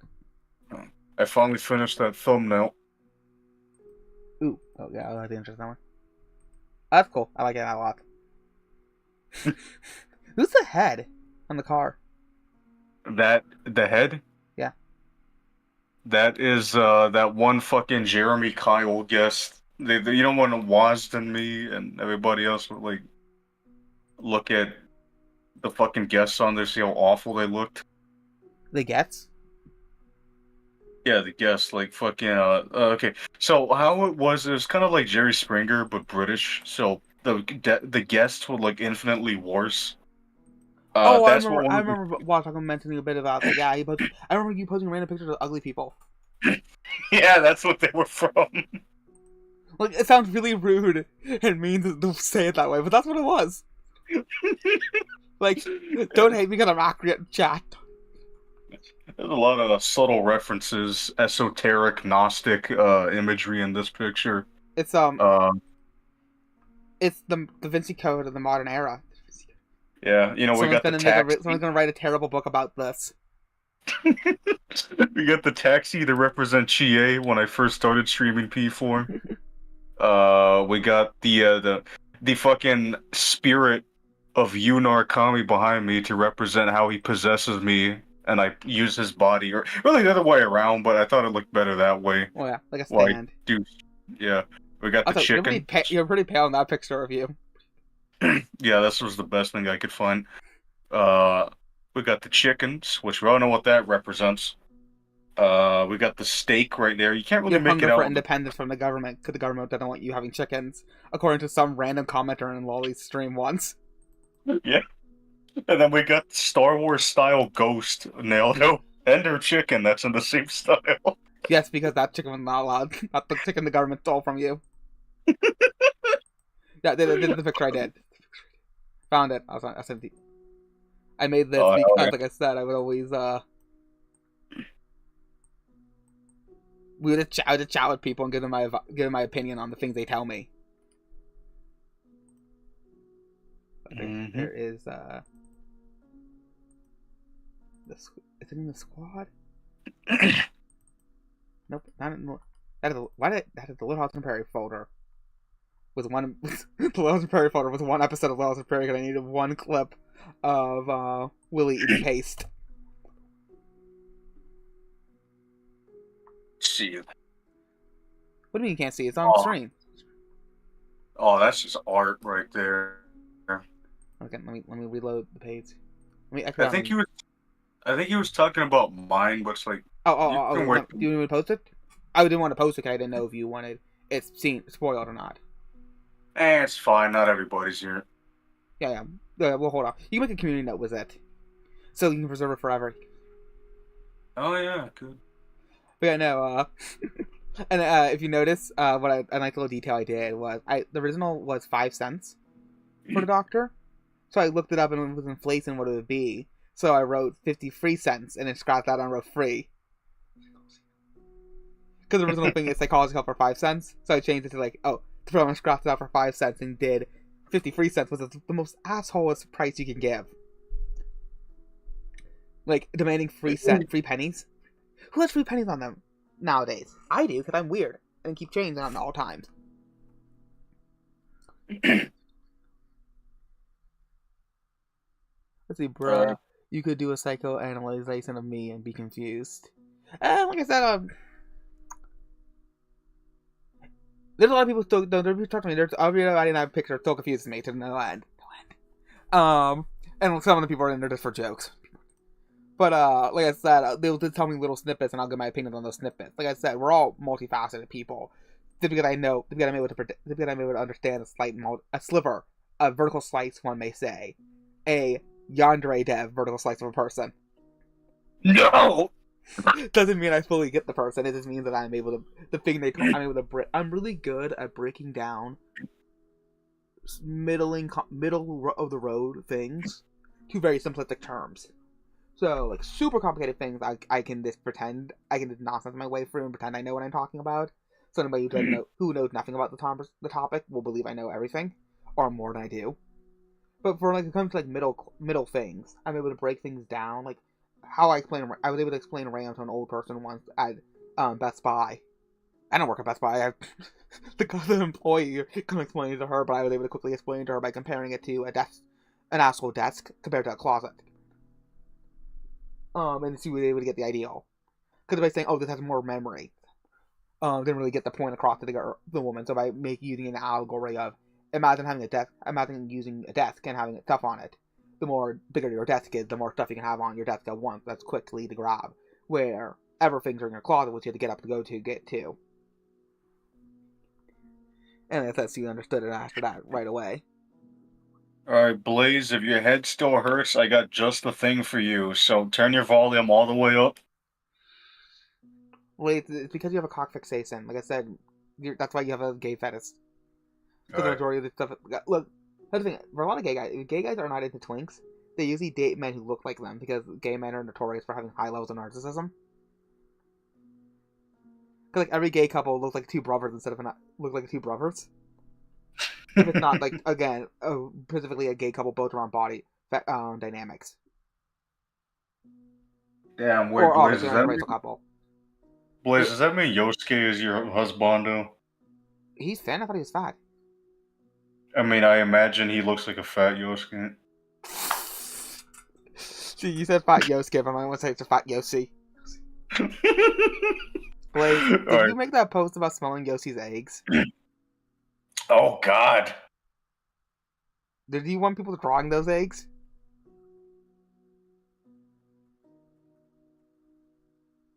I don't believe you. I know it's a little too slow. Well, Blaze, I got just the cure for your headache.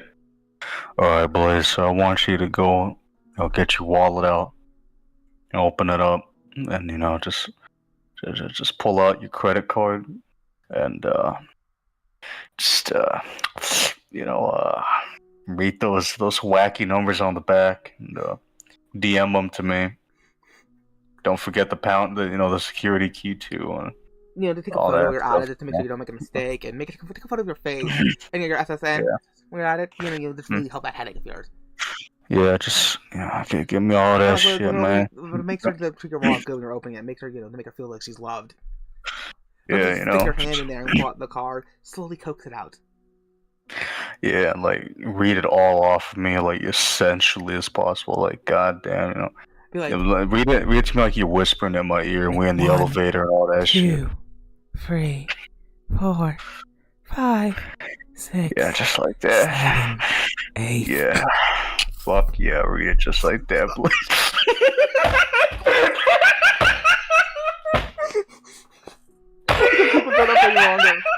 Oh god, it's not here. I'm fucking clipping this part. And I can't hear him. I know I can talk like a girl, apparently, because people keep saying that. I can't hear it, though, when I speak it. So I have no idea how that sounds. I know I can't let a good bit go to waste. This is fucked, yes, Alfred is fucked. I'm an opportunist. I'm an opportunist. I'm a comedic opportunist. You can't just let comedy go to waste. You have to hop in, even if it makes you look like an ass. Well, Blaze, I just imagine Nanjo is just sitting, and Nala's just standing there, and we're just in the background. We're just interrupting her speech this entire time. Boss, the AI portrait is coming into vision. God damn it, Blaze. We're like the two Muppets that heckle. Yeah. She is crying, pouring her heart out about how much she loves Fiera. Guy Fiera. She loves Guy Fiera, and here we are just heckling. Hey, look, it's Kojima. It sounds like you licked your lips like you're prepared to suck him off. I was trying to imitate a fucking gun going off, but you've seen that joke one, right? Which one? Hold on, let me see if I have it. Fuck. It has to be somewhere around here. It is a shame that Kojima and Lynch never were able to work together. That would have been some funny shit. Yeah, between his eczema, him being, almost in his 80s, and then the fires. Between the devastation and the smoke.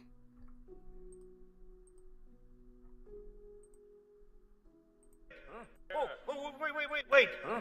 There's Kojima, look! Okay, that's funny. Okay, so, back to the game. The crowd roared and joined her. The voices mixed in an intense scent of almond blossom filling the air.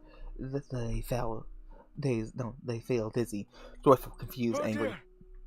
Oh dear, did you hear that? Nala says she won't leave us. Nice. Yes, she won't. We'll have to worry about losing her. Oh, what was I thinking? Of course, she won't leave us. Nala! Nala! We love ya! We love ya! You're a saint. You're an angel. Oh, Nala!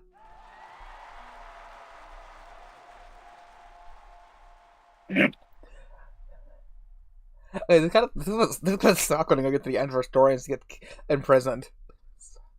Yeah.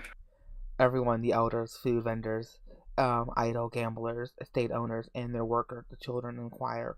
Everyone is lost in the reverie, and at the apex of the sound, the angel bathes in sunlight, holding a white goose, looking at the world. This is all you, boss. That's tall. She's exactly who I suspected.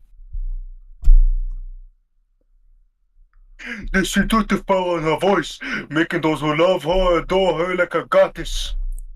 A succubus. A succubus? Oh my. Oh God, that's what you call an orgy in the the short bus.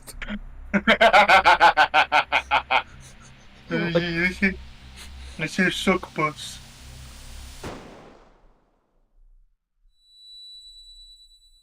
The flame fade away as he falls back, plunges into darkness. Oh hell yeah. Captor, chat. Well, remember, they worship people like they worship saints. Saints are people. So the Catholics are notorious for doing this. Of course, like I said, they deified Mary. Was, if the real Mary was on Earth, she would be, mortified by it. But, Catholics be Catholics. But yeah, what they do is sanctification can happen. You must commit 2 miracles after death to become a saint, and saints are worshipped. Even if they don't, by the standard that God puts, basically, when it comes to like talking to the dead, saints are basically worshipped. Even if you're not actually praying to them, you're praying to that they will help you. It's just ancestor worship that every culture do, just because moved or lower deities that the Romans would have. So them praising her as a saint is not necessarily devil worship, but it is supposed to be dramatic irony that she is a succubus and they're calling her an angel. Light, parties, glamour, gracious figures, chewing gum, gunfire, bullets casting ricochets, aiding the scent of breakfast, acid, and ashtrays. Yeah, you're off. You left too soon. Newspapers, the universe, the toucan in a dream, day after day, the trembling thunder days, an unexpected question. Sister. Why? Oh no! Oh no! Superman at home. No. That was for you, Zero, but you left. That was Consuela. Yes, Toucan Sam died. Escaping Damn. This dream. What am I gonna? Yeah. I'm gonna get my cereal now. Yeah, Fruit Loops. Oh, okay, chat. What's your favorite cereal? What's your favorite sugar junk child cereal? Mine's Captain Crunch. Mine's will forever be Reese's Puffs. Love that shit. Well, I'm going straight to that song that used to be really popular in like the mid 2010s. Recess Puffs, Recess Puffs. Yeah. I never liked the song, but it was everywhere. This dream is so long, and I really still not awake yet. I can't see a thing. It's as if I'm cramped in a murky maze. I'm so hungry. How long have I slept? My body feels so heavy. Why can't I leave? I'm so dizzy, so exhausted. The shit people memed in the fucking mid to late 2010s, I swear. I know. It was everywhere. It was quite fascinating, actually, not gonna lie. Yeah. Reese's Puffs are indeed delicious, Elf. You need to eat them fast, though, in my opinion. Oh yeah, it's the same thing with fucking Cocoa Pebbles, shit like this. Because they wanted you to leak, they wanted the cocoa, the flavor and reason about to leak into the milk, and that just makes it suck so fast. Where it's not good for you, but the advances of Captain Crunch, what they were sprayed with something, probably synthetic hormones like most pesticides are, so probably just a bunch of estrogen and wax. And because of that, the milk doesn't get into them.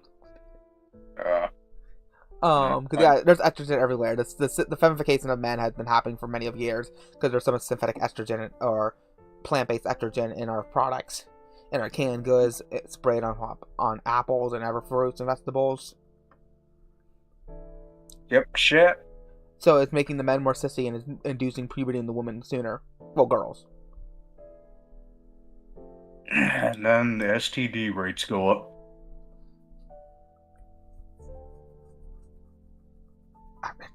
Had an itch in my stomach. My stomach had an itch in my collarbone. Was this path blocked? No, it's too heavy. I can't move it. Come here, child. Perhaps I can help. Who are you? I don't recognize you, but... Oh man, The wolf trying to find a toy block Nala's path. She can't move it by herself. come over here, child. I'm stroking my shit like a freak, man. I'm jacking my shit, man. I got some jelly beans I want to eat out of your ass. Who was the person who did that? Did the jelly bean thing? I don't even remember. I think it was like from a fucking live stream or something, you know, like on Instagram. So, like, some chick is like, I done shoved a whole bag of jelly beans up my ass. I'm like, this is why your race will never be seen as anything positive.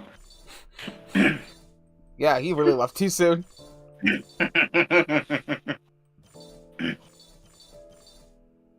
Not crazy about Captain Crunch. Slices my mouth up. Yeah, I feel that same way about Cheerios. It just gets... I don't know. There's something that does that Cheerios do that just makes my teeth ache after eating them. Your voice is familiar, like an echo from a long distant memory, like a long lost memory. It's not important right now, child. Focus on that obstruction in your road. It's not important right now, child. Focus on moving that obstruction in that path. If you're manifest your way through your fears. Can you help me? Calm your mind, sweet sugar fang. But you must be the one to overcome it. Overcome it. Only then will you temporarily lose its form. Avoid pushing all the costs. Avoid pursuers at all costs. If they catch a glimpse of you, they'll chase you mercilessly. With pursuers hot on I don't need to. With pursuers hot on her trail now, Nala must be more cautious. Even the movement. Luckily, they're not as fast as Nala.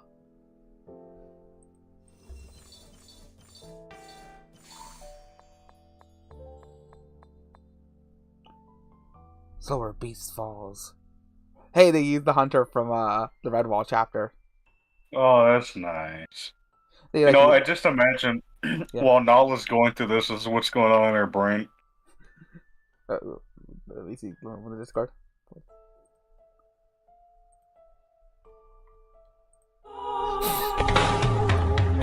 See, I'm spinning that apple, it's cutting up, I am making pie crust for that apple, I am baking more apples, I am tossing them in my spice mixer, I am draining them, I am draining that drain, use it to syrup all over the apples when I make it in the pie.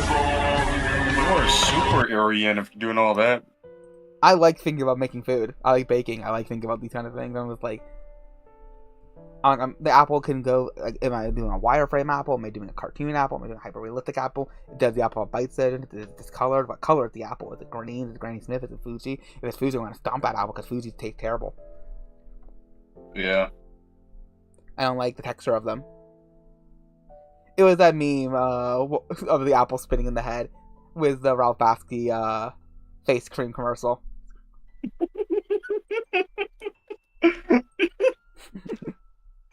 I'm not that naive prey you imagine, ripped right for the slaughter. It doesn't matter, you think there's still a hefty bounty on your head? Either give up or try to outrun my bullets. Pick one. I choose neither.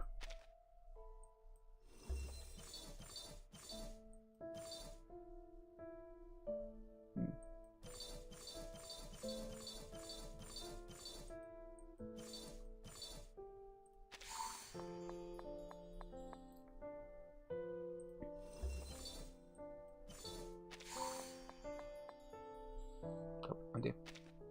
There. Oh, you need to go that far? Alright, you have to land directly on it to make it work. Yay, we escaped the nightmare, chat. Freddy Krueger's not going to kill us. Oh, yeah. We got 4 more chapters. It's already 3 o'clock in the morning. I do have to get up around 8. So we'll do the rest of the chapter probably tomorrow. Yeah. I'm over here eating my apple. I got peanut butter on my apple. I'm this hungry man. See, I thought that peanut butter was going someplace else. I generally thought you were memeing. I'm like, for self. You put your peanut butter there?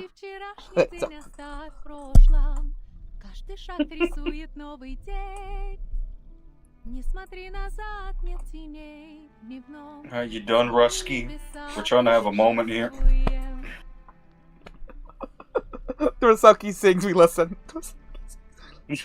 Okay, so the plot of Reverse 1999 South is that once the clock hit Y2K, a storm occurred which basically reset the era to a different time. So basically think about having multiple save files throughout history, throughout time, and then what it did was basically jump back a save file. But imagine your inventory remained the same.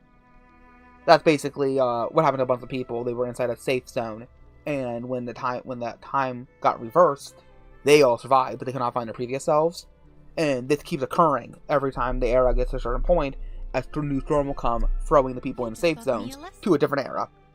You play the character named Vertin, this woman, who is immune to the storm, and when the storm comes, the storm does not affect her. She doesn't need to be in a safe zone. She can just exist. Her suitcase is a safe zone for, it's a safe zone that protects, Arcanists. Arcanists can be protected inside her suitcase. So she goes around different eras collecting suitcases. Collecting people. So the first chapter was just nothing but prologue, so it's not here, so let me get my atlas out for a review. The first chapter, the prologue takes place in the 60s, where Vertin meets a radio pirate, and convinces her to join her. The next two chapters take place during the Roaring Twenties, right before the Great Depression, and the main villain group, Man Vindictae, I never did that. I didn't realize that. I'll do it later. Make the Great Depression happen sooner, which causes a storm to occur. Which then causes everybody to get sent. So we go from the 60s, a storm occurs, and we get sent to the 20s. A storm occurs in the 20s, and we get sent down to the 1914. Then we got a prequel chapter, which is about Vertin, how she became a timekeeper when she was 10 years old. Then we got an entire chapter about the aftermath of the Roaring Twenties event, and Vertin forming her team. We got an entire chapter dedicated to the prisoner in the cave philosophy, and there's a bunch of stuff to do with Greek philosophy in general.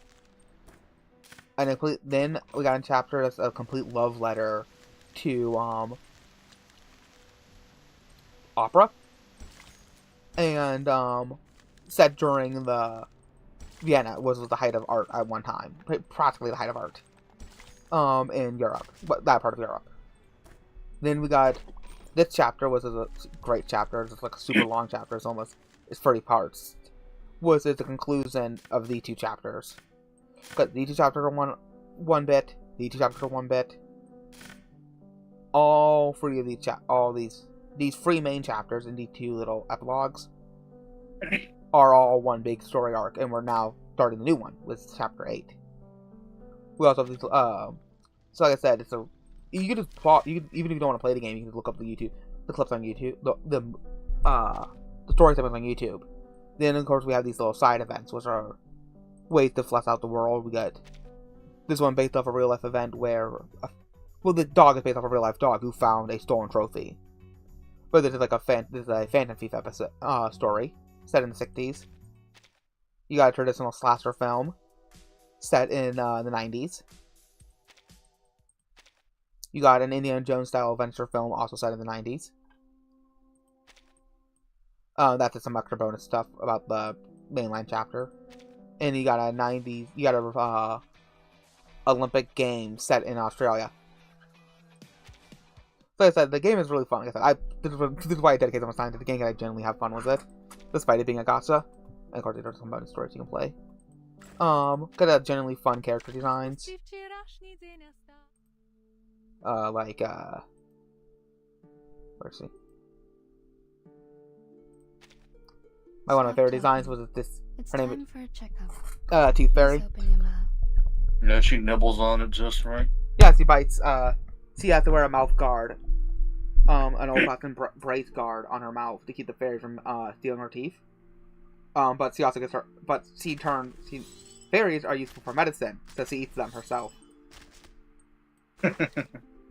Like in this picture.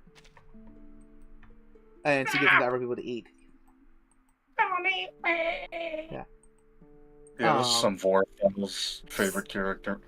Oh, don't bring Vor into that. She kills it when she eats it. It's Does not she living eat in it her whole? stomach. What? Does she eat it whole though? I don't know if the Ozzy Osbourne said or not. Oh, I like the thing she bites the head off and then just looks at the screen and is like, yeah, I did that. Fuck you gonna do about it? Well, she makes Blondie. She tried to make Blondie eat once. One second. Where's Blondie? Blondie, huh? Yeah. I wonder if she knew a man named Adolf. Okay, so I was going to a complete different direction. I was going to Dagwood. You know, Dagwood and Blondie. Blondie and Dagwood always be there for you.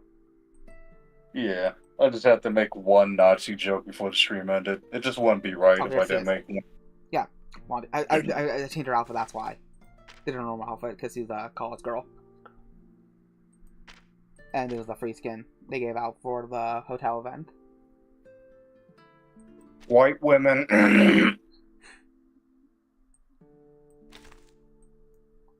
But no, like I said, there's some great character designs, like, great Gothic morning wear. Hello. Welcome and to Gothic the morning wear is Tombstone cool. My apologies. She looks so goofy. I'm losing it a little from Well, all that I've had. Her full to do. illustrations were fun. Welcome to the Tombstone Museum. Yeah, little crow. I love Corvin Aries. Crows, ravens, they're all fun. Yeah. I have one outside I call Jerry. He knows me at feed work. I throw when I'm usually dumping the trash, if I have any fruit in the trash can, I'll throw it into the middle of the road. Not the road. You know, if you ever worked at a grocery store, you have a big back lot for trucks to spin around in. I'll throw it in the back lot, so he can get it or not. I keep forgetting to feed my crows. I mean, you legally can't own them because people do crime with them. But you can. So legally, you can't own one on paper, but you can have a crow, like a crow that lives near you, and you can feed it and all that kind of stuff. Mm-hmm. So you can basically own a crow. But like I said, if the government came and took the crow, you can't technically complain because it's not technically yours. But no, crows, ravens. They mimic so well. Just imagine being in the woods. You don't know that all the ideals of like of Faye asking for your name come from these ideals. Because you're in the woods, vibing, and you hear a noise. Who's there? And you hear someone else saying, "Who's there?" And like, "What's your name?" And you hear someone saying, "What's your name?" You're gonna start making up some stuff when you hear that thing mimic you. Yeah, I fucking love them. I remember one time as a kid, I fed this one that was missing its eye, and I would always feed it like pretzels or French fries, and sometimes carrots. And it would always follow me around until I went outside. I remember one time, I was supposed to be at home at a certain point in time, so my dad comes out really fucking angry with a pipe. And he's like, "Get the fuck back in here, you little shitwire." So I'm with my crow. It's in my hand, eating some pretzels. Like, oh shit, we gotta get out complex? At what complex? Oh, you said you used to live like a... What did you say you used to live like at a complex? I think that was at one of the places. Or did you hang out behind one? It was like a giant, like, old, fat, like, concrete. I either hung out... I definitely would hang out back there, because I don't think I lived there. I remember because I don't know if I think I was playing, the Bell, whatever it's called, that one where you, like, set in, like, an Eastern European town, full of realistic concrete, and you said you used to hang around these areas. Oh, yeah, that one VC session. Yeah, it's kind of like that. So, I was in my crow, and we started booking it, and I tripped. The bird can fly, obviously, because it's got the wings. Oh, yeah. So it flies up to a high spot, and it looks back at me. It's like, oh, fuck. Because, mind you, my old man's right behind. He's got the pipe. It's like, I'm going to break something today, and it's going to be blamed on me. Fuck yeah, the bird, as soon as As soon as my dad waltzes up, the bird just goes ape shit at his face and flies at him just like he's like, "Oh, you fucking bird!" Oh well, yeah. And that He helped. had to protect his, he had to protect his friend. Yeah, and Birds were it loyal. helped me run. Yeah, it helped me run, and I ran pretty far. I heard the screaming and the cawing, and I come back a few hours later, the fucking thing smashed up, and I Ooh. was really sad that Oh day. yeah. But wait, was the cat story a dream you had or a real event? What cat story? Where you followed a cat into like a warehouse? Oh yeah, that was real. Yeah, yeah. I will stand by that forever being real. I know Oh, people I always believe say I'm you. I don't disbelieve you. Like I said, I told you I believe in I believe in demonic activity. I believe yeah, in stuff like that. So like, I don't believe in ghosts or anything like that, but I do believe in like weird apparitions pretending to be ghosts. yeah. That Um, cat thing. Fucking like you like even if it wasn't actual demonic activity, your brain just interpreted like imagine like a ooh, like if there was like a gimp man yeah. or like an animal mat. And If there was like a gimp man and an animal mat, like using a cat to lure children into a warehouse so you could torture and kill them. yeah, that I wouldn't be surprised. Sometimes Your brain could easily like if I saw I was a really little kid and I saw somebody in like a devil suit, I would probably say I probably think I dreamed it or imagined it. No, if I thought it was a devil suit, my parents would probably just assume it like something would say, oh, it might be a demonic apparition. Because like I was a very surprisingly rational kid because my parents were always behind my back, not behind my back, right behind me. Because I was sitting on the floor and they were sitting on the chair on the sofa when we watched the movie, kind of like sitting up closer to the TV. And we watched the movie like, oh, this is all fake. This is how this is done, or that's how that's done. So like, I never believed in like fairies or anything like that, or like the two fairy or the Easter Bunny or Santa Claus. So I was more rational when it came to those kind of things. Like I always knew there was no monster under my bed, obviously. Like rational part of my brain, my kid brain, understood there was no monster, but it still didn't stop the fear part of my brain activating. I still didn't want to get out of my bed because I had such a strong imagination. Just me imagining something grabbing me by the leg and pulling me under was too much for me to get out of bed. oh yeah, fucking Even as an adult, I don't look down the dark steps and I'm like, there's nothing on the steps, but what if there is? And like my brain can see something so perfectly in the mind's eye that I'm like, what if I look down there one day and my mind's eye masses with reality and I'm just like, I'm not gonna be able to cope with that. yeah. But you remember the story about the door thing, right? Which one's the door thing? When I was walking by down in the basement and the bathroom that was down there, and there I saw something looking at me through like that fucking, like the gap between the Yeah, hinges, I know what you mean. Yeah, and one, yeah, yeah. I see some odd Oh things, yeah. and Barbarian, like I said, well, we had a bathroom in our basement we never used at all because it was our original house because it wasn't fixed up originally. It was like a mess before we got there. My dad never got a chance to get it fixed, so it was just it looked like something out of Saw. That kind of thing it was, and then my foot's twisting now and then, so it feels like someone's touching it. When I'm looking down, and nothing is there. Because my nerves are twisting. Because I've been having restless leg syndrome tonight. But no, that bed even looked like something out of Saw.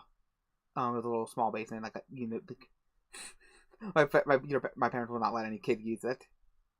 Because they didn't like they don't want you getting tetanus.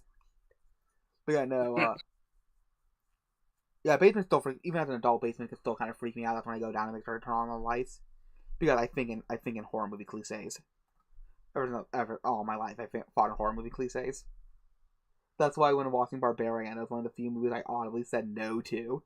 Like I watched the entire film, good film, but no, me and my oldest sister, were watching it, and when like that passageway opens up, I'm like, no.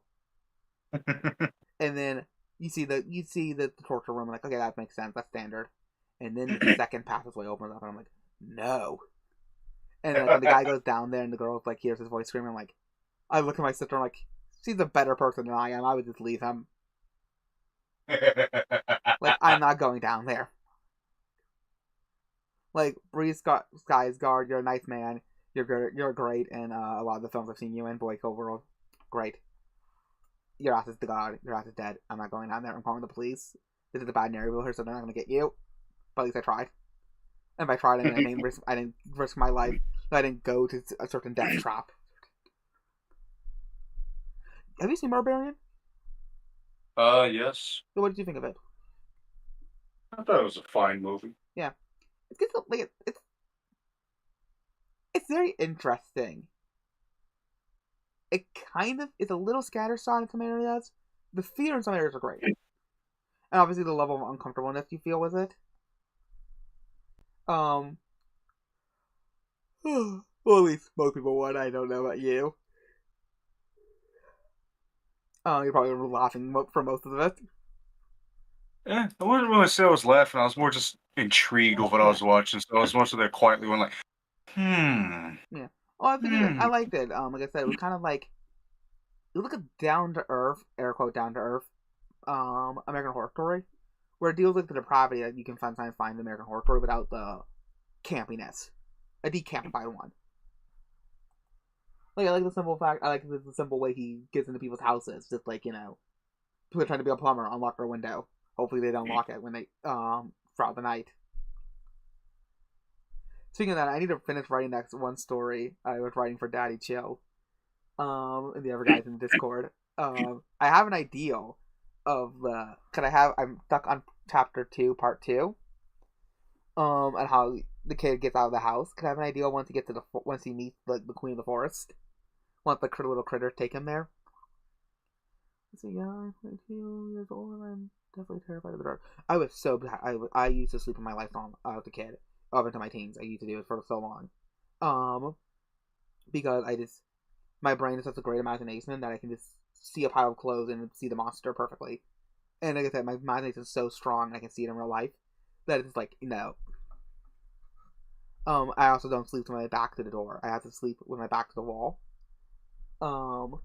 Like I can't have my back to the door. That's why, like I said how I will go to the bathroom sitting down at night, so I don't have my back to the door, so I don't feel too vulnerable in that position. Like I said, I've always I'm like my mother and my grandmother. My grandmother is. She was always this way. She was very much this way, but also not this way, because she was also the kind of person who would, pick up a garden to make, like, with nothing. Even though she didn't like snakes, though. She was fun. She used to play a zombie tag at night in her front yard, where she would pretend to be like a zombie chasing us little kids in the dark.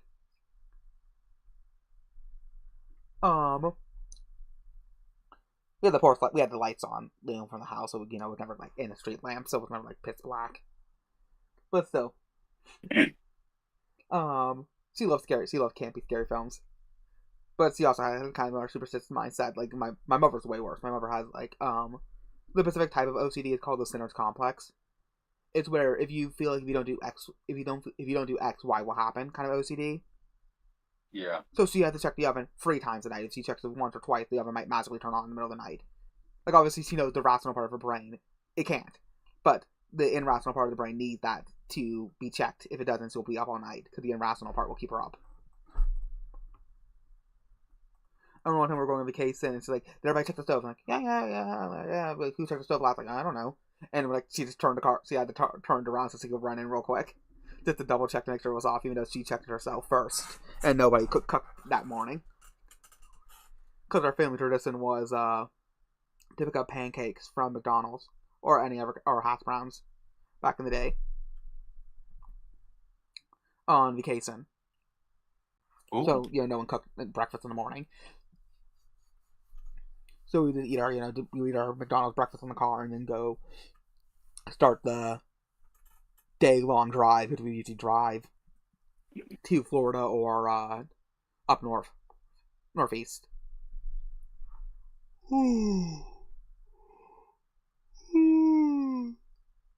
Did any of your siblings ever tell you any horror stories that they experienced? Yeah, my fucking sister. Well, I should say sisters. I know both of them have some spooky stories.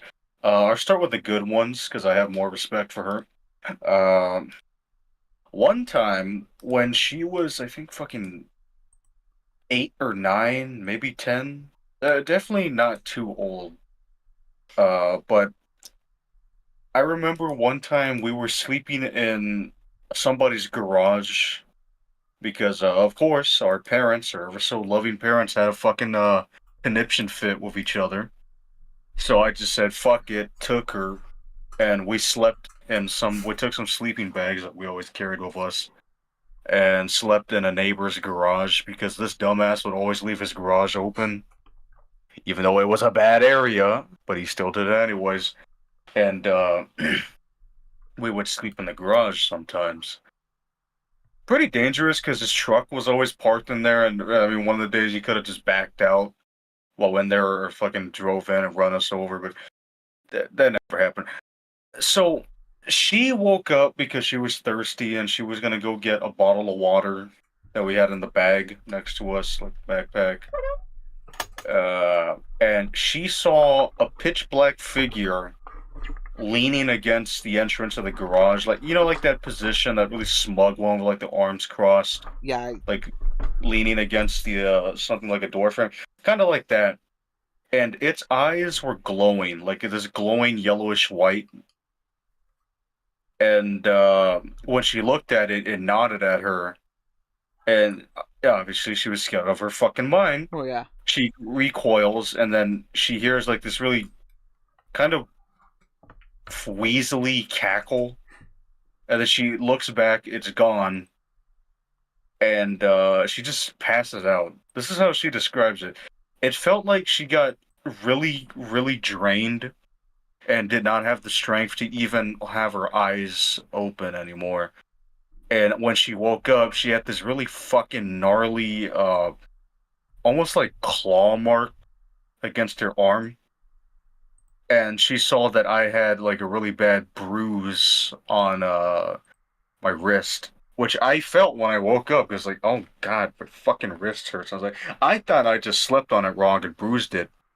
But she's convinced that something marked us in some way there in that garage that night. Oh yeah. There've been times where my sister had like giant like scratches down her back. I think of it as a crusher. That's classically what it is.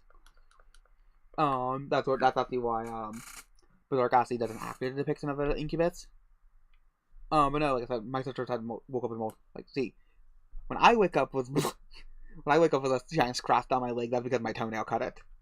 I once cut a. I have very thick toenails. And I have multiple times have accidentally cut myself with my legs with my ever feet.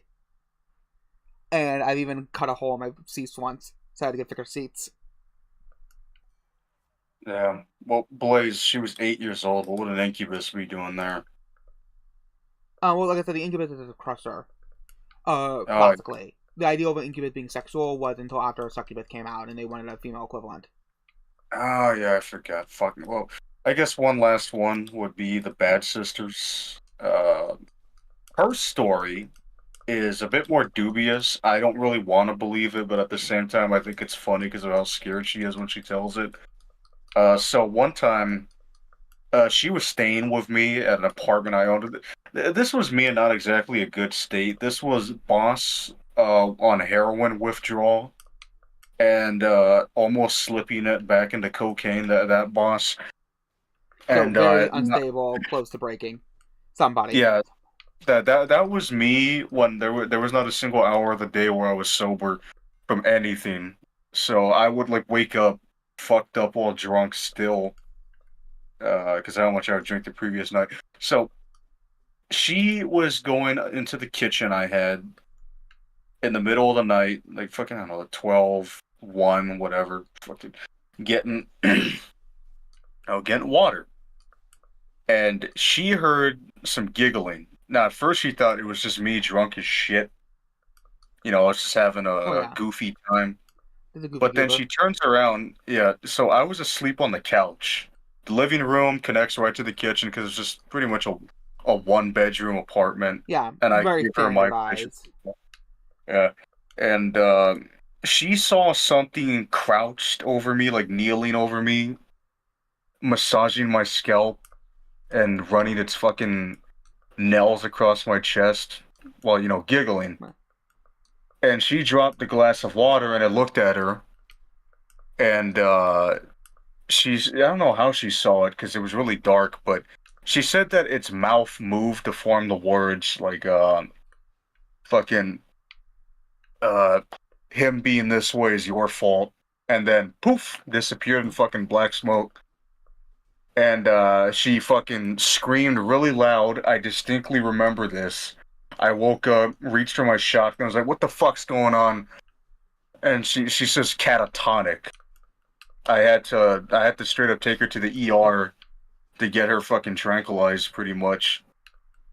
And when she came to the next day, she told me what happened. And I was pretty conflicted because I thought at first she had taken some of my shit and Yeah. was seeing weird things. Well, because But your then sister. then I remembered I don't have any drugs left. I used up everything I had that month. All the liquor too is gone. Fucking all that. I'm just like, what? And Well, she keeps I can repeating. interpret that as multiple. Like I said, you interpret that as multiple things. You can see like guilt manifested. Like that, some people do think that a lot of classic ideals of addiction is like because a classical depiction of the supernatural is the fact that weaker minds, even through are more preyed upon. That's why you can even see in stuff like the Bible where they talk about safeguarding your mind and making a strong mind, a sound mind is guarded against the spiritual.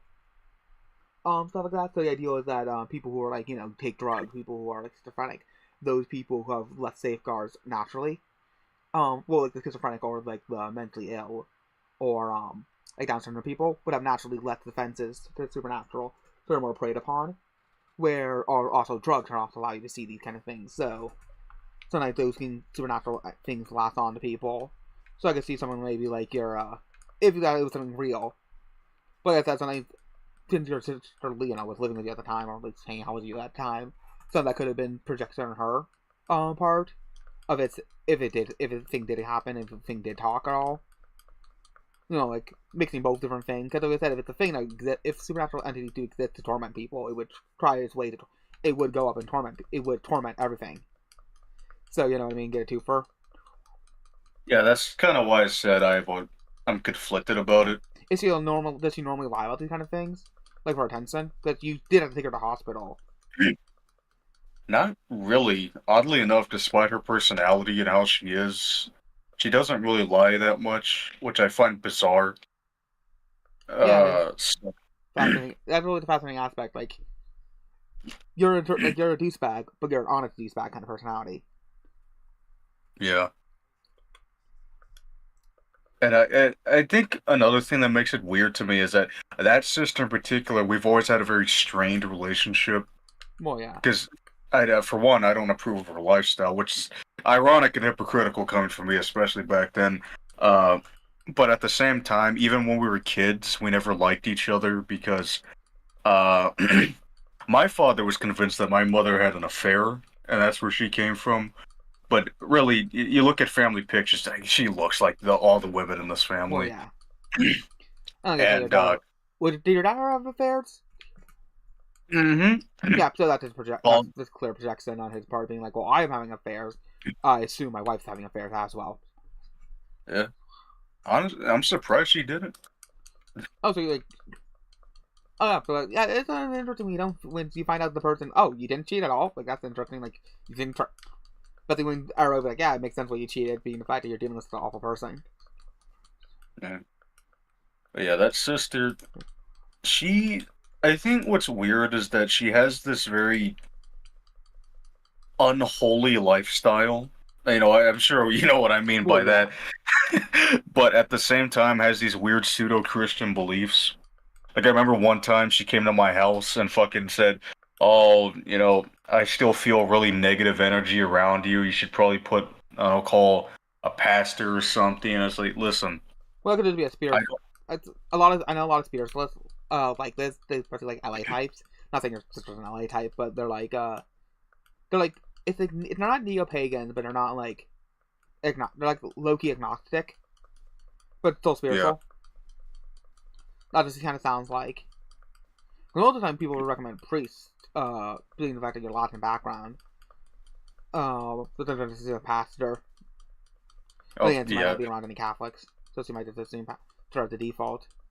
Oh, yeah. See, my family lost the religious aspect to them a very long time ago. I think it was my great-great-grandfather became a militant atheist because he got groomed by communists. Oh yeah. And so that's kind of where it died for us. And after that, everybody afterwards had a very vitriolic hatred towards Christianity in particular. I found it odd. It was no other religion, just that one, even though I know my father was very anti-Semitic. And my grandfather was also very anti-Semitic. No surprise there, considering the people he was around. Well, yeah. Yeah. Hitler was not a big fan of the Jews. The fanboys of Hitler were also fans of the Jews.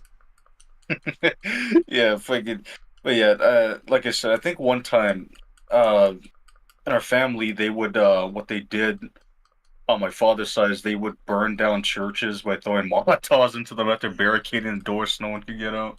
Oh, dear Lord. It was funny that I mentioned, you were asleep when I mentioned it, but I mentioned that someone a Catholic tried to burn down, one of my ancestors' church that they built in America. Oh, Jesus. Because like I said, my mom's side of the family are Christians who escaped Catholic persecution, just to get some more. And when they came to America, like the house got burned down, but the guy heard a baby cry, so he didn't do it, and later on confessed to wanting to do it. To the family. Because they would go in and like rip up books, their Bibles and stuff. I think this was still during the time when most Catholic services were done in Latin, so that people couldn't actually hear what was being said. Because the Catholics notoriously kept Christian the Bible for a long time. Mm-hmm.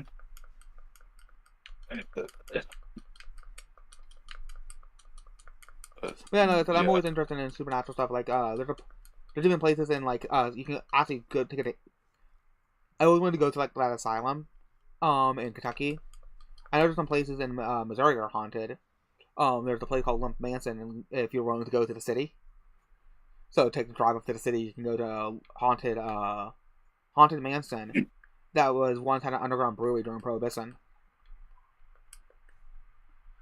and like every single family member died of something, or a lot of family members killed themselves. I remember one of the last family members killed the dog and then killed himself. Damn. But like I said, that place has always been fascinating because also it's nice. It's a pretty looking building. Heck, The Exorcist is based off of a story of a boy getting an exorcism in St. Louis. Areas with a lot of Catholic influence tend to have a lot of exorcisms. There's like areas with a lot of cult activity have a lot of alien abductions. That's why Russia has the most alien abduction stories out of all the countries, because the Russian Communist Party open up a field for the occult. Oh yeah. And people who are into the occult tend to have alien encounters.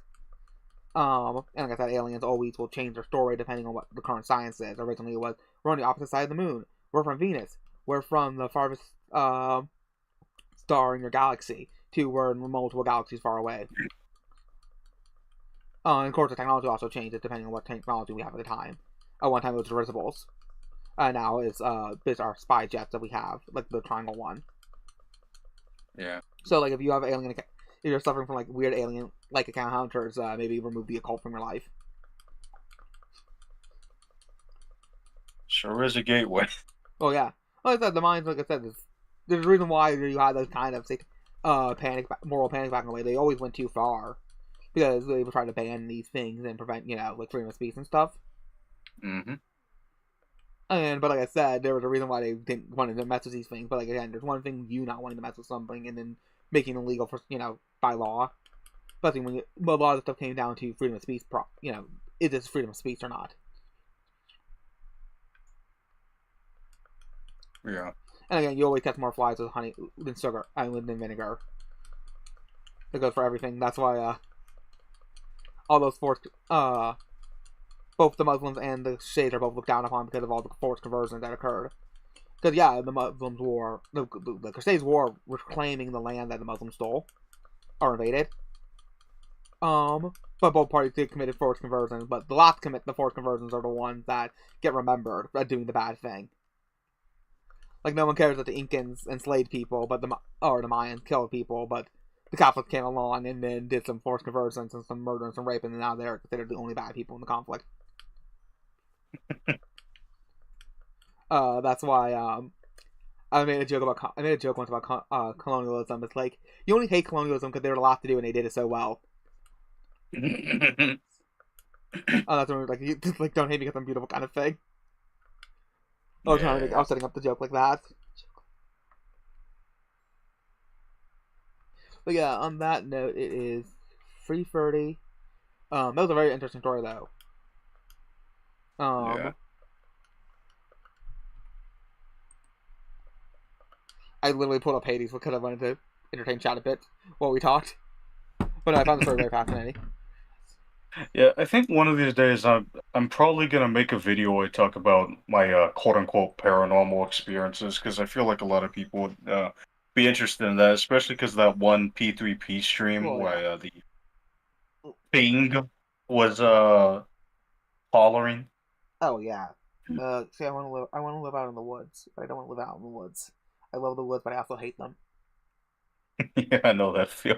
It's so peaceful and I love it out here, but sometimes I am just genuinely terrified, which is crazy because not a lot of things scare me, but when I'm fucking out, by the chicken coop and I have my back to the woods, it freaks me out sometimes because Because you see all those videos and the stories, and do you have a floodlight? Yeah, I got a bunch of lights and Like I said, if I had a, because I was looking at I went to my neighbor's house once for a party, and their yard is so dark. And I'm sitting on their deck, and their deck is super high up, and their yard's so dark, and I'm like, yes, there's at the very end, there's a fence, and there's the next neighbor behind them, all that kind of stuff. But like, if you had to kind of house it back into woods, I'm like, I need a giant like football stadium floodlight. So if I hear someone go rustling, I'm gonna turn that on, and like blast them with a light of like 10,000 volts, like 10,000 luminances right into their eyeballs, and then spray and pray with a shotgun. Oh hell yeah! I remember I was watching some YouTube videos and I watched the one called the thing that was too thin to be called a tree. It was like a little horror story where a guy just goes walking in the woods and sees something that's too thin to be a tree, and then he keeps seeing it periodically, and then eventually he just needs to quickly get he's going to go meet his son someplace, so you got to go through the woods real quick, and during the daytime, you never see it closer to night. And then while he's going, he accidentally trips and falls down a ravine and breaks his leg. And then nightfall slowly comes, and the thing that's too thin to be a tree starts coming towards them. Oh damn! It's done by an AI voice. I'm pretty sure because it's not like a woman doing those narrations. I know Senator Ware didn't like it because he said it sounded too Valley Girl. I'm like, I can ignore the accent. It's like I like the imagery in my head. The wording is good enough. The imagery is strong in my head here. Let me see if I can find it. Which is ironic. I watched that before I go on a walk, and before I watched that video, I watched When a Stranger Calls. You remember that movie? Yeah. It's the one that's based off of it takes the same plot twist as Black Christmas. Oh. But what's interesting about that movie is I first thought the entire movie was going to be that. There's a Black Christmas, because people always praise that movie for having the twist, even though Black Christmas did it first. And I thought that was going to be the entire movie. Then halfway through the movie, it switches up and does something completely different. I'm like, oh, this is really interesting. But it does that kind of home invasion thing. I hate the idea of someone like hiding in a closet and staring at you. There's some freaky shit. Yeah, so it's the guy, home invasion story. It's home invasion. It's where the guy's already in the house. Let me see. Kinda hate to request this, but you could do the voice thing again, boss. I'm gonna take some medicine and try to sleep. Well, alright, Blazins, you asked nicely. Although this will be a bit brief. No, the ASMR makes you sleepy? for him, I think he just wanted to relax. Well, Blaze, I want you to lay down, take a deep breath, and just imagine your happy place now. Nice island or wherever, whatever you find to be really happy. And, imagine your favorite fruits, plants, flowers, stuff like that. The kind of natural stuff that really pleases you. And just relax and just ignore that migraine. Let the medicine do its work while you're doing that. Close your eyes and let yourself slowly drift off. Yeah. Have my voice to you always been my mic, my snowball, or my? Because this was audio device. Like, have I been sounding weird to you this time? No, you sounded alright. I'm gonna see if I can find it if I can. I'm gonna post it in chat. No, that's whoever that guy is. Senator Wary, and then we don't talk that much, so it should be easy to find since it will mention me.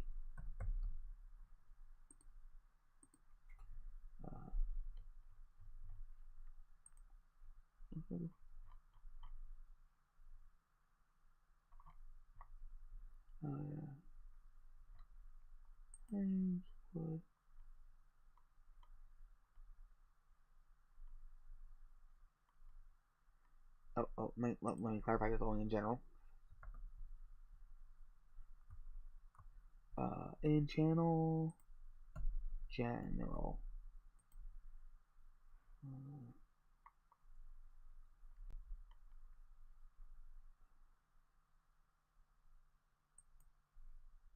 Doing trees.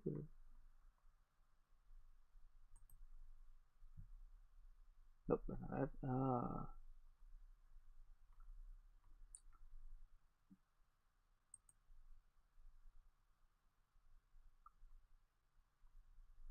Oh, see, I could. When did I watch it? Time is a flat circle. I don't know when anything happens. If I can find it quickly and efficiently. Have to place money. Very best, literally, to follow these friends. Let's talk joke. Wood. The mortal colors to women? So many white women. What was that about? Yo, weird conversations. Let me do one more Hail Mary on YouTube. Thing? What? Oh, I wonder. What thing? Instead of a thing. Thing. Too thin to be called a man. A tree. Yeah, I found it. A thing too pale and too thin to be called a tree. Alright. Copy link. Post it in chat. Good video. And then I'll post it in the sidebar for you. Because, like, I wrote in the comments saying, yeah, I'm going on my nature trail to walk tomorrow. Oh, it's a quality thumbnail. Looks like me at fucking 12 and I want some cheese. You're like, Carol, I'm going to get cheese. She screams. Because he wasn't expecting the way people get up, want cheese. She throws the pillow at you, like, yes, I want cheese, why did you have to ask?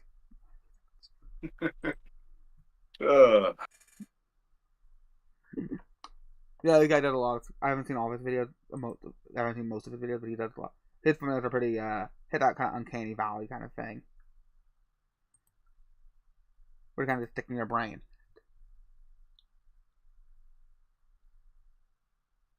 Yeah, I'm gonna. Good night, boss.